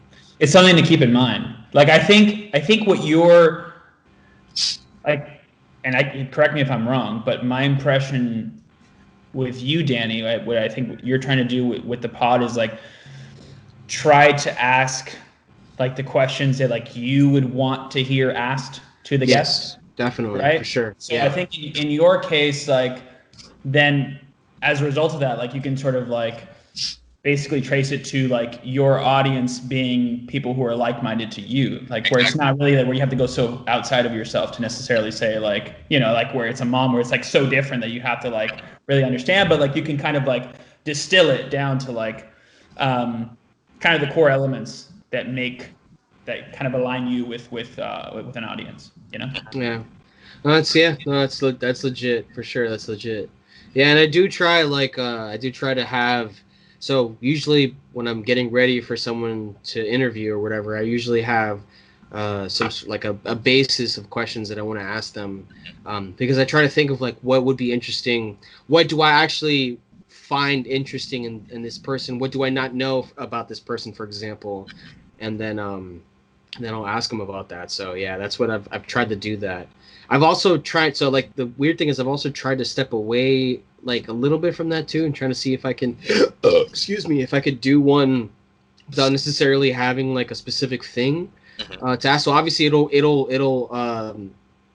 be like the obviously like it'll surround itself with the idea of music and the conversation of music, but I try not to, I guess, have like a, what would you say, like a list of questions, for example, like kind of like, because sometimes I feel like that can come off very fake, you know what I mean? Scripted. Yeah, scripted, exactly. Yeah. Yeah, right. Yeah, you try to make it more, I guess, like in a sense, like sort of Rogan, like where it's very conversational. Yeah, not to where I don't know if I don't know necessarily it works for what I'm doing, but you know, I just wanted to try it out to see how it fit, and I think I came out okay. I think you can marry the two, right? Like I think you can kind of set out with that goal, and then have questions like where maybe if there's a lull, like especially like if it's that awkwardness with someone you don't really know very well, like you know, like these are things like I want to ask of everyone who comes on. So, bam, I can sort of reset it with this. That's good. For sure, yeah. No, I totally agree, for sure. I'm not gonna lie, I have to use the bathroom. Go for it, man. Should I pause this, or do you guys good to talk, or? Carry it on. Yeah, I mean. All right, I'll be right back. Like, is this staying on the podcast? Are you clipping this out? Like, we'll see. I mean, if it gets too vulgar, you know, I think we'll be okay. I'll be right back. Come on, man. We want authentic. Take us in there. Yeah. We want the real. This is the real deal Holyfield, man. What's he have on the background? Are those like for noise? I think it's like a dual purpose. I think they do actually contribute a little bit to some sound insulation there, but I guess it's not like necessarily soundproof per se, but it gives something. Yeah, with cool. A little aesthetic flair in there. Yeah, no, because I see the ones on the wall and those look cool, but then I see there's something on the floor, and I was like, well, that can't be, unless he has a huge frame he forgot to frame, like put on the wall. Yeah, it's some sort of cushion, I think, or something. I don't even know. But yeah, man. So your pod is launching. You said then in the next 30 days. You said. Yeah, for sure. I already have everything kind of ready. Like I said, I'm building a website on the back end. And I'm just kind of getting that ready, and I should probably be done with that in the next like 2 weeks max. So yeah, probably 2 weeks. Like I have a really big interview coming up on Thursday. Is that the guy Tony Robbins connected you with? Yeah, exactly. Okay. So that one's gonna be like one of the key things that I'm gonna use to push it. And so yeah, man, that's awesome. You said Thursday? Yeah, Thursday. Cool, man. Thursday, yeah. It's coming. Yeah. You already have your questions and stuff, or? Yeah, so I'm following like a framework. I already have like the kind of things that I want, and it's cool too because like I'm kind of like my ideal customer too. So like I already had like the idea and the thoughts in my head, and like so and Tim Ferriss also he has like a layout of questions that have like I've watched so many of his episodes because of the questions that he has. He practically almost always asks the same questions, and you get great responses, and it's like 5 of them. And when I first started at Carnival, I used the same 5 questions to ask like the top I got like the top 20 salespeople at Carnival, and I emailed them those questions, and like maybe like 3 or 4 responded to them. Yeah, and that's enough. immediately just like I became the top salesperson for my class because of that. Like it was just I knew what to focus on, and everything else was garbage, and I wouldn't focus on it. Nice. So I have a layout. Cool, man. Good stuff. Yeah, no, that's exciting, man. I'm excited, man. I got some cool stuff happening. I got some hot heat coming in. Yeah, man. Like got some hot takes. Yeah. No, things are coming. How was it, Danny? Gross. Extremely loud and incredibly close. Imagine if I just took the laptop in there and just like that's what the fans are yearning for, bro. Just put it out there, see what happens. Seeing me take a shit. Gross, dude. That's where the best ideas come from. You should do some solo pods on the toilet. Oh, that's a good idea, dude. It's unique. Yeah. Call it the fucking. I mean, you can kind of consider the toilet a pod, am I right? I mean, you're pod on the pod. A pod on the pod. Pot on the pot on the pot. I mean, you'll probably get hemorrhoids, but I mean, hey, you know, where are you willing to sacrifice? You know. SoundCloud rapper, bro. Like I have some of the best ideas come to me when I shower. I'd be interested in something like, I don't know. I've heard people like that they talk to Siri while they're in the shower, like to like take notes for them. And I'm like, I don't know how to do that. I've never really focused on Siri, but I was like, maybe honestly, I have some amazing ideas when I'm in the shower.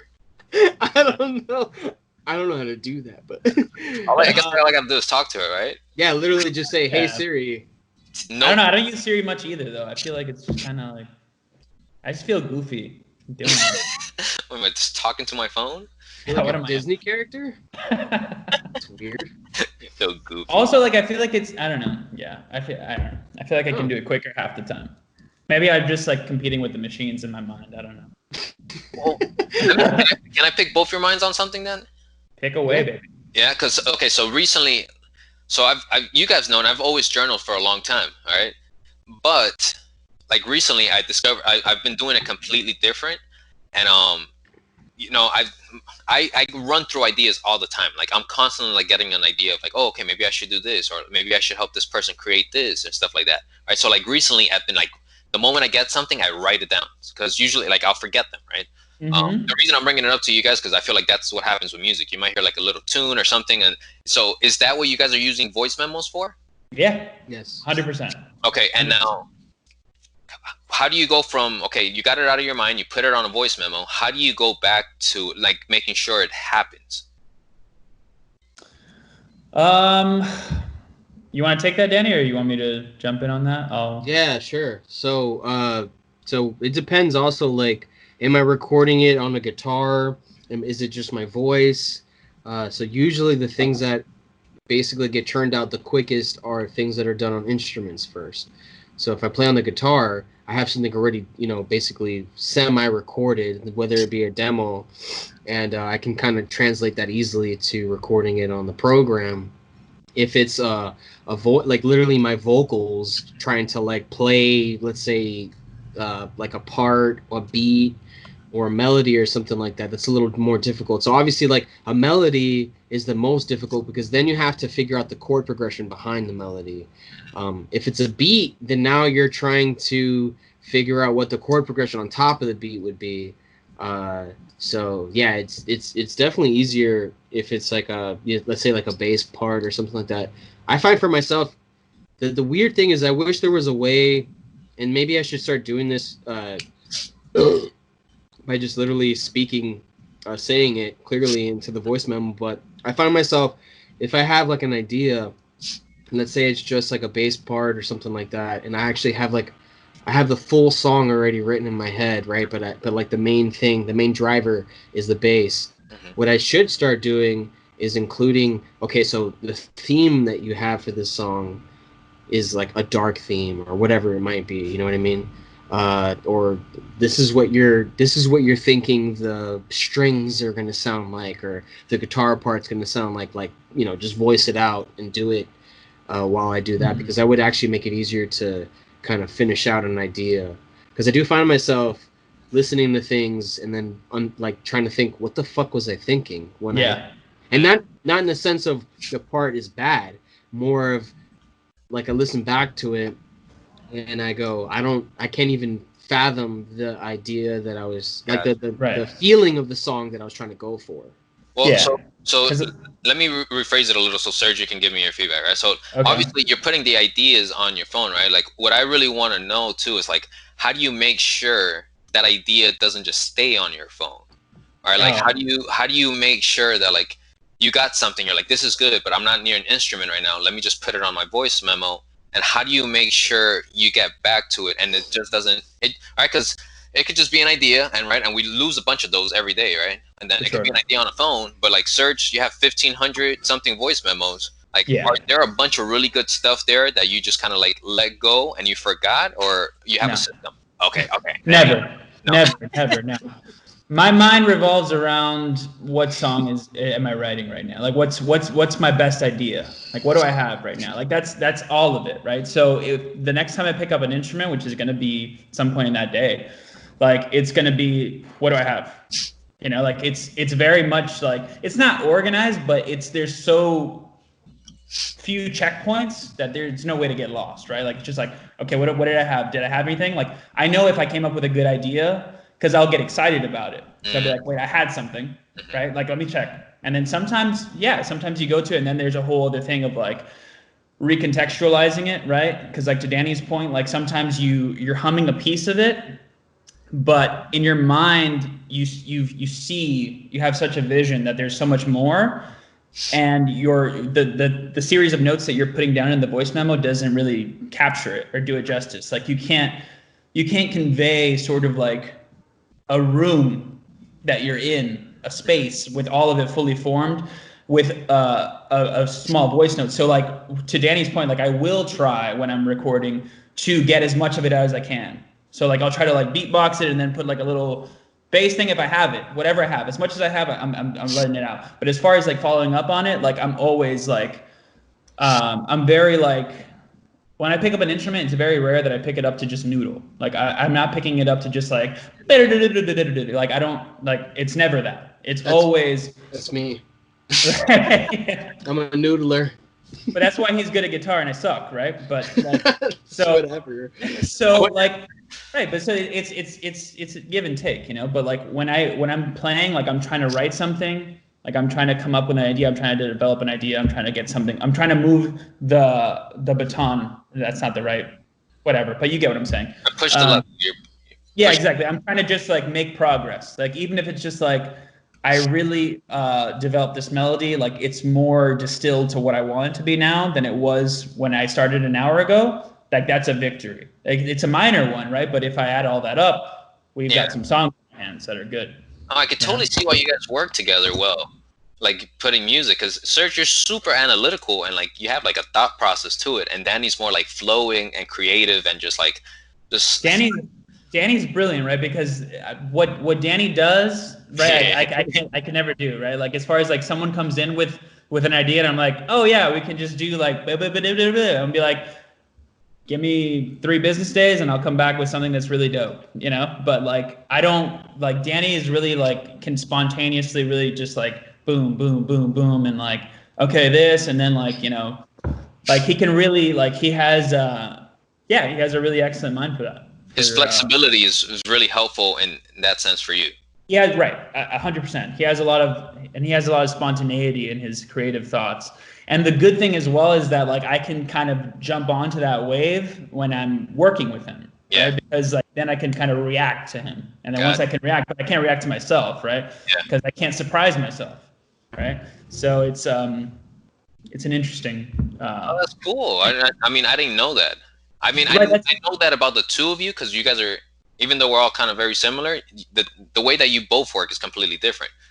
All right, like Danny will show up late to our last podcast because he forgot. Like, and Serge is like, I'll be right on time. Like, show up late to his podcast. Yeah.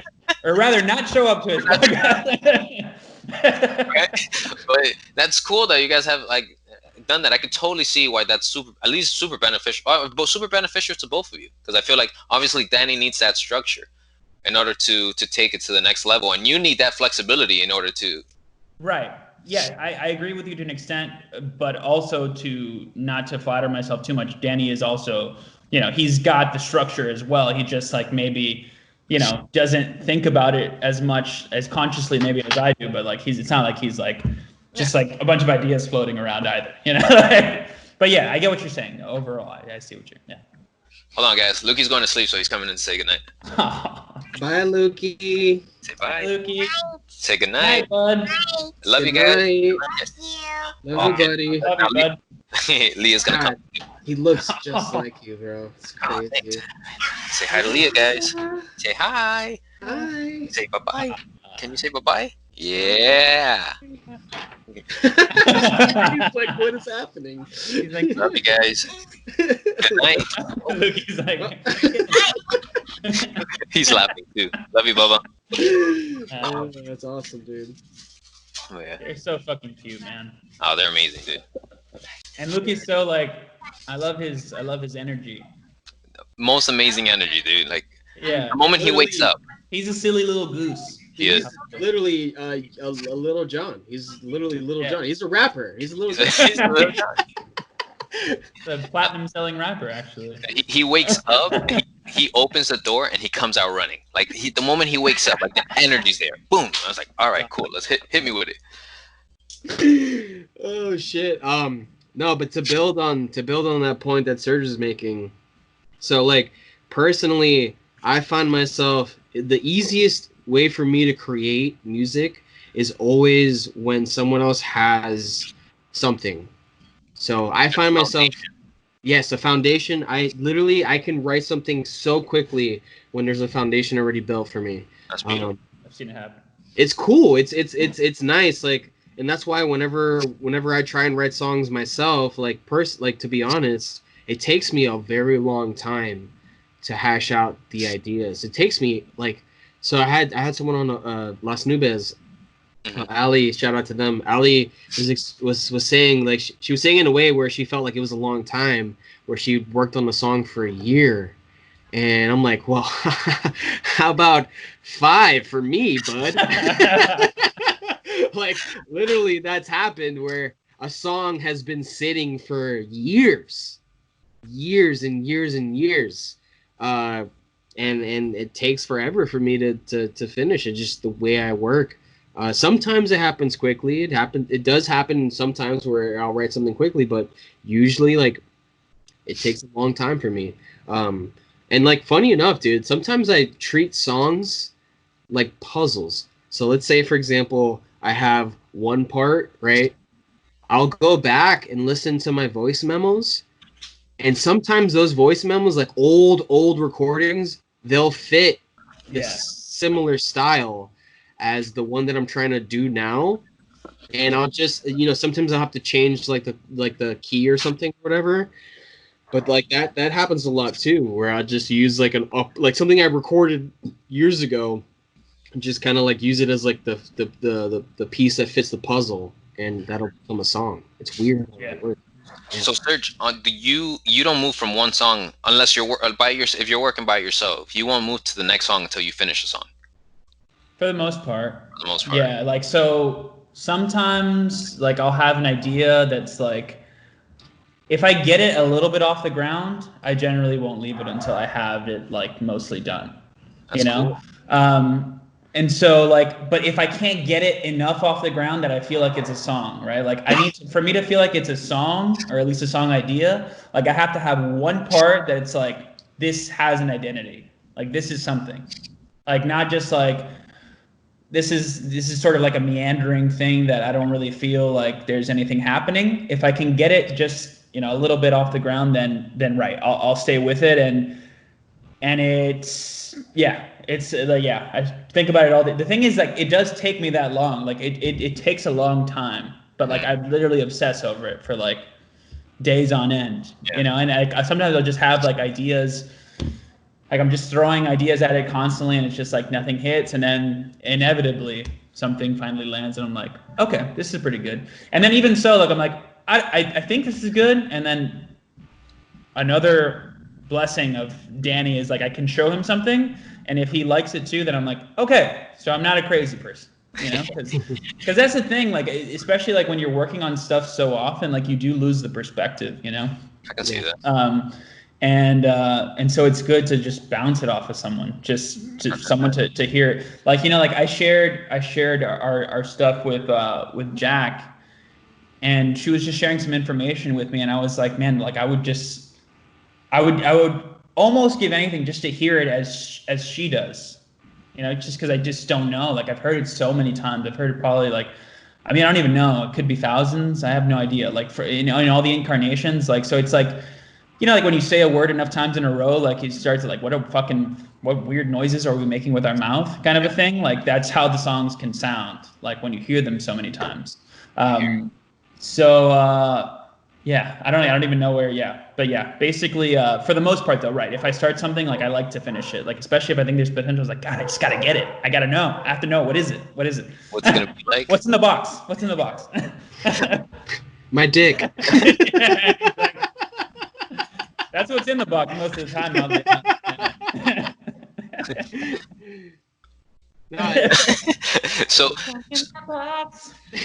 So Danny, what does having a foundation do to you? Like, why is it that's like, what is it about the foundation of a song that gives you the spark to like, boom, I got this? Can I just like, I want to take a stab at guessing just for an exercise. Oh, that's cool. Just okay. Fun, right? I think that the limitations of it, my hypothesis is that the limitations of the foundation and those limitations as far as like the palette and like what it needs, he's not sort of thinking about all the different possibilities, right? It's more like, well, this is what it is, so I know what I can. Oh, I know exactly what. It gives him clarity. Yeah, that's my guess. I don't know, but interesting, Danny with the real answer.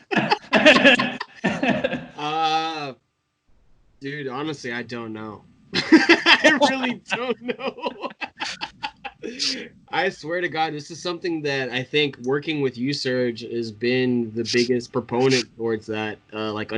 Just realizing that was my strong suit is working with you and working with Jordan Esker, honestly, because Jordan, I've done so with Jordan too, but yeah, I don't know. I have no idea what it is. I think to be honest, it's like whenever I listen to something, I think my mind automatically goes to a reference, right? So it goes to even if it's not your reference, and not that even if you gave me a reference, not that would change it per se, but usually people that are presenting music, they're not giving you a reference. They just show you the music.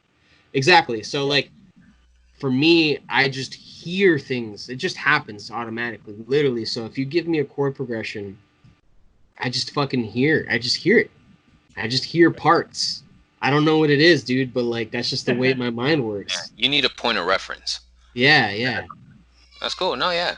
So yeah, it gives 100%. It gives you clarity. And Serge likes the uncertainty and like the difference of it, and like that's why you help him so well, because like he can't think about the uncertain. To him is like the structure and following it and getting it done in that specific way. And then when he hears something new, it gets him excited because he couldn't have Yeah, exactly.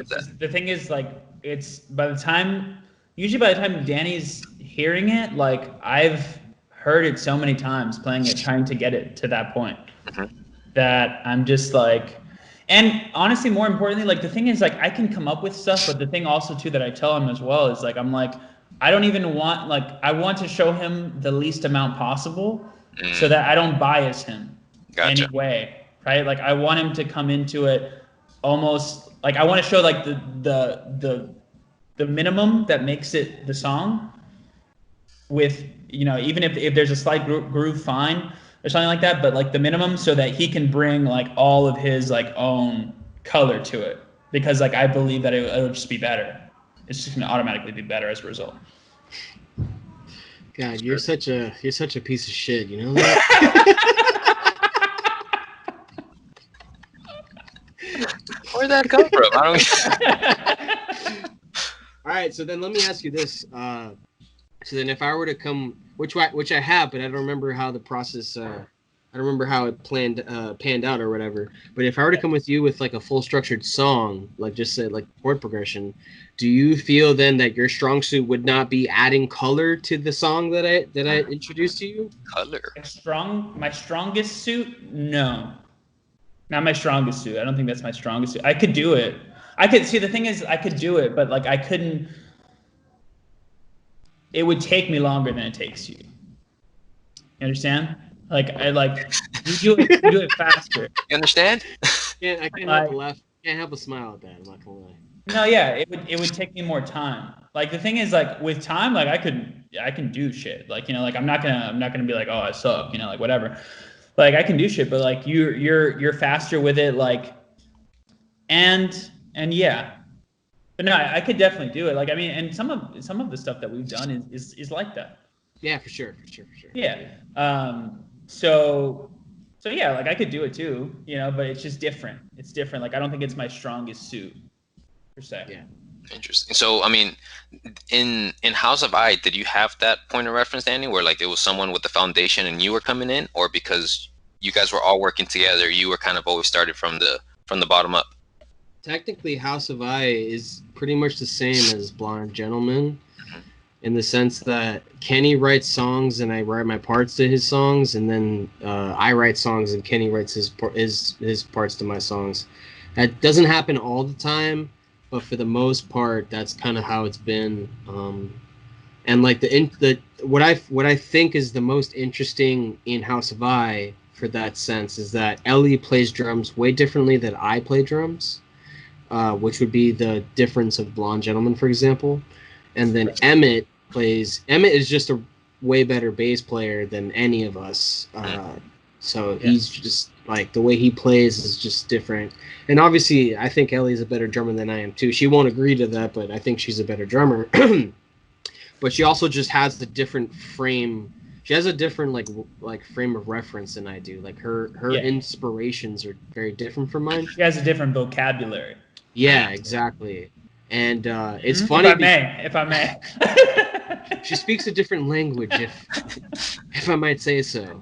But yeah, it's weird because so like on the album on her album on Spotify or whatever, I noticed that Kenny's songs have a lot more going on in them than my songs do, and I think like listenings. Huh? You when you say that they have a lot more going on, you mean like tractions and listens? Like people listen to those more, or no? Well, yes, actually, yeah, technically, yeah, that too. But I wasn't even talking about that. But more of like, there's more layers to his songs. Gotcha. And it's because I am really good at that. Gotcha. I'm really good at layering things. I'm good at adding like color. I'm good at adding color. Right. Well, yeah. No, I don't. Yeah. Right. Got it. Kenny is a really whenever he writes parts, they're always so dope and they're really intricate, but like he doesn't really think outside of just that one part. Gotcha. So if I present him with a song, he's gonna write his one part to that song, but then doesn't think of like, oh, can I add strings here? Could I add synths here? That's my thing. Gotcha. That's where I come from. Yeah. So I come from like the aspect of like where I come from like an aspect of like one part, but then I also come in like, oh, is there like a cool trumpet part I could add here, something like that? That's cool. Yeah, like a big picture sort of approach. Yeah. What's that, John? You think you could teach that?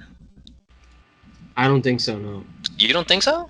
I don't think so. No. No. Like if I gave you the foundation to a song, and said, "Hey, Danny, what would you do with this?" You wouldn't be able to tell me.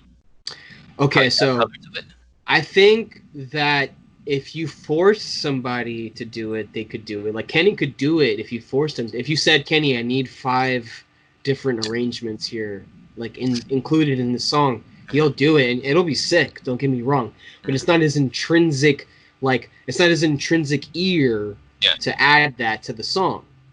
Like for him, if I were to give him a chord structure, he thinks that the song sounds full enough with just his guitar part added to it. Mm-hmm.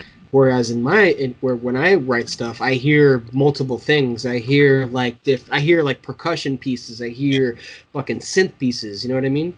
That's just the way my mind works. So my question is, like, if you like, you're not the only one that's like that, right? There's a bunch of people in the world that's how they see music too, right? Like, you think like if we were to talk to that specific person, could you be like, hey, so you created a course, so like, look, when something comes like this is how you map out your thoughts. Like, this is how you can take it, this is how you can add blue to it, this is how you can add red to it, or this is how I think of it.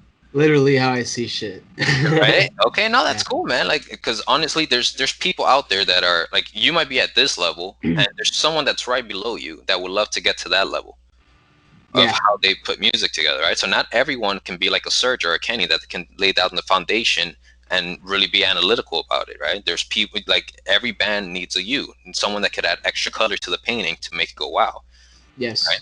And there's people that are like that, but just not at the level that you are.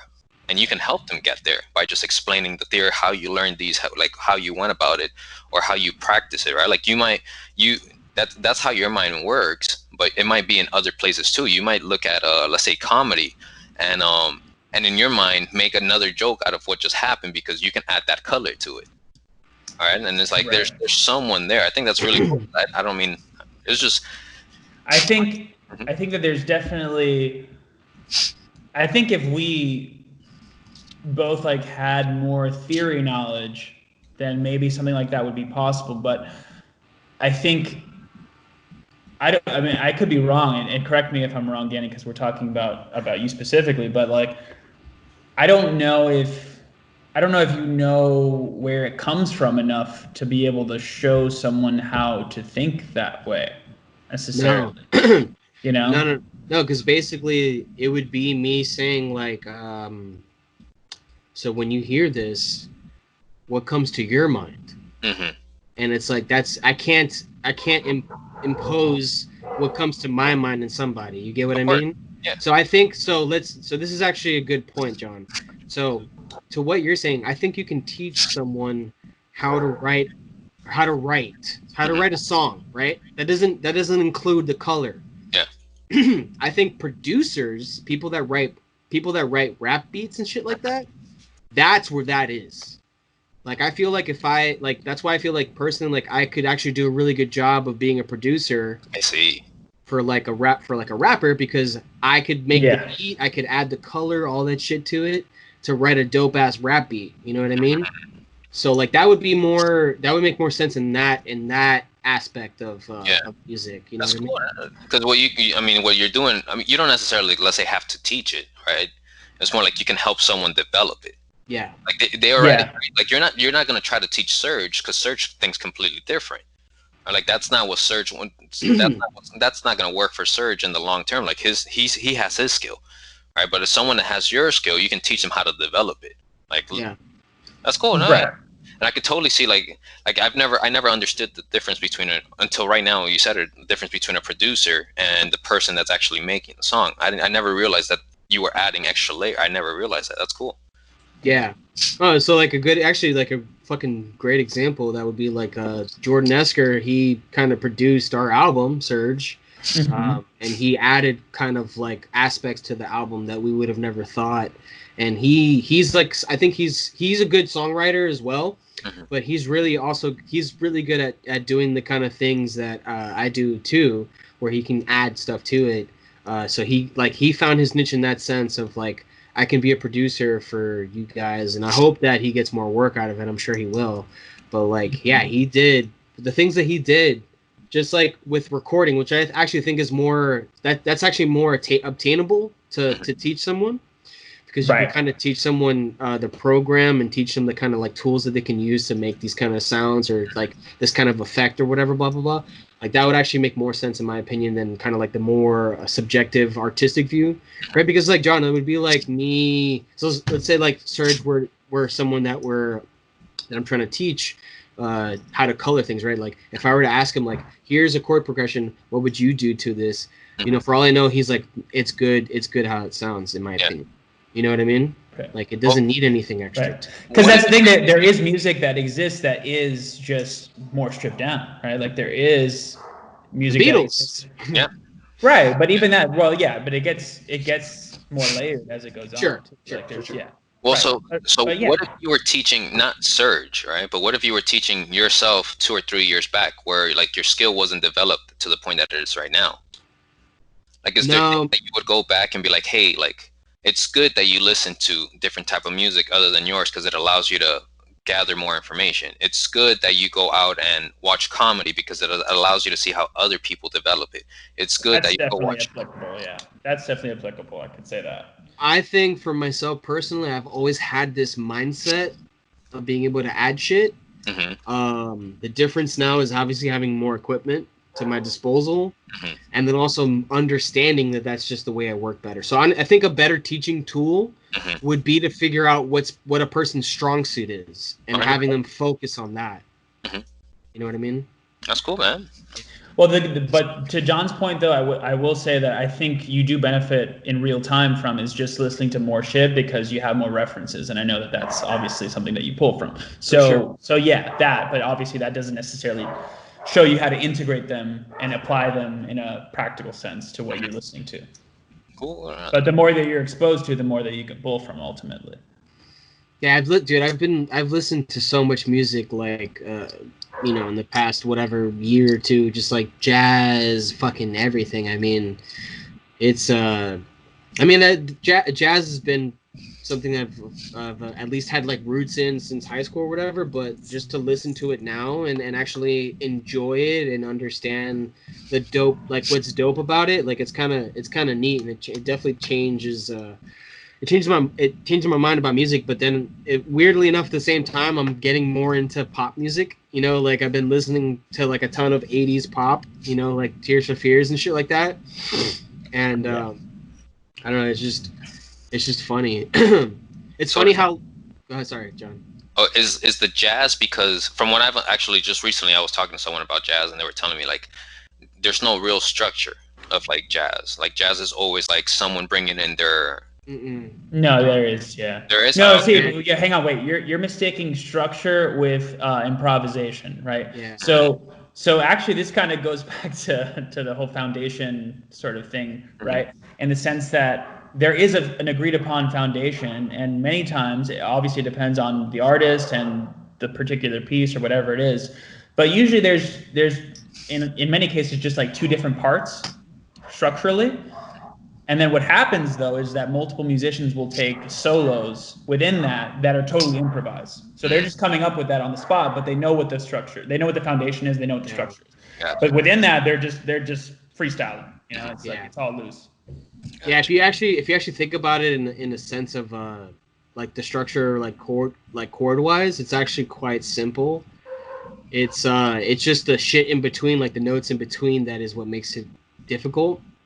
But yeah, like there's literally like you'll just have sections, right? So it'll be like A section, B section kind of shit. You know what I mean? So it's like actually quite limited, in my opinion. It's like, I love jazz, don't get me wrong, I fucking love jazz. But for someone to be super like snobby about it and say that it's the most like freeing fucking like style of music, in my opinion, it's really not. I think there is obviously an aspect of freeness because you're improvising, right?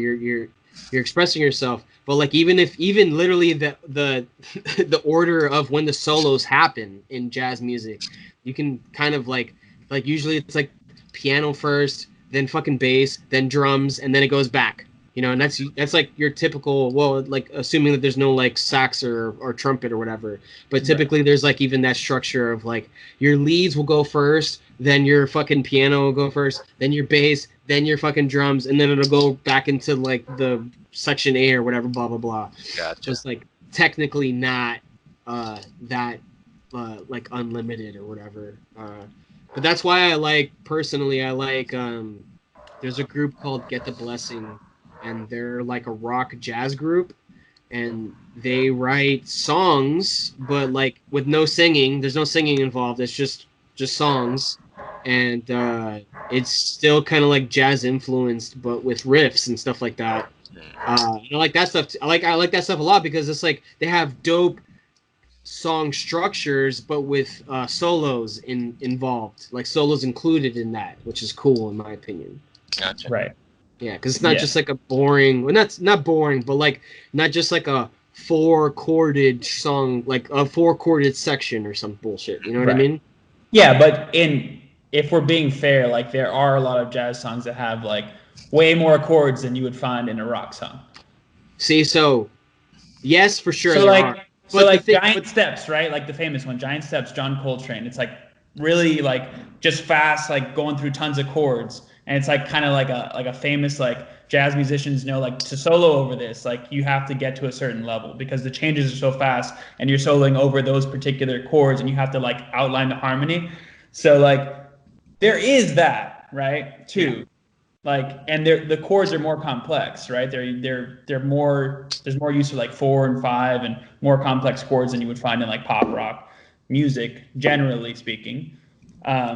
So like there is that element of it, but I get what you're saying as well in the sense that like there's nothing really like if everyone's just taking a stab at a solo, like it's not like, you know, groundbreaking, you know, musically, ultimately, big picture. As far as like, even if it is a complex chord progression, like it's just kind of like, it's kind of like a fucking, we're running the train here. Like, you know, like everyone's just kind of like, like it's your turn. Like, you know, like it's, right. So I get it, but I did want to just like interject with that bit of balance to it. You see, that's about the most fascinating conversation I've heard. Like, it was just completely over my head. But have you ever heard anyone equate playing jazz with running a train on someone? Okay, like that's highbrow and lowbrow. Okay, like. And here we are, right in the middle. That's how we bring things together here. Oh, I can't with you two. Well, we're at the 2-hour mark here, so I'm gonna actually stop this shit. But thank you guys so much for doing this, man. This is such a fucking fun conversation, and always a pleasure. Always. Yeah, man, John, I can't wait to hear your podcast, and hopefully, I don't know who you have on there, but if you need a guy, hey, don't ask me. Do you have a name for the pod yet? Yeah, it's called the Give and Grow Daily podcast. Give and Grow Daily. Giving what? Give and Grow Daily. Oh, giving what? Yeah, dude. I don't know. If I'm just gonna impose myself and say if you need a podcast. I'm gonna repeat myself. It's cool, man. I'll bring you over for the origin story. Fuck yeah, dude, for sure.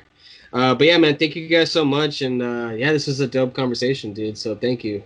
Yeah. Is there anything we could do for you? Like, I know I'll create a little story on being on the podcast today. Is there anything else that I can help you? No, man, just share it. Just share with your friends. Tell them to subscribe to the fucking YouTube channel and stop being such assholes. You know what I mean? I'm gonna tell them just like that. That's gonna get a lot of people to subscribe. And show them that clip. That's about it. And then I mean, for Serge, I mean, the only thing for Serge would be we have a promo video dropping soon for some music that we're gonna be releasing. So stay tuned for that. But that's about it. It's coming up. Coming up. Big things are coming. Yeah. All right, I'm gonna stop this recording. Hold on. Yeah, I don't know if this works. Let me see.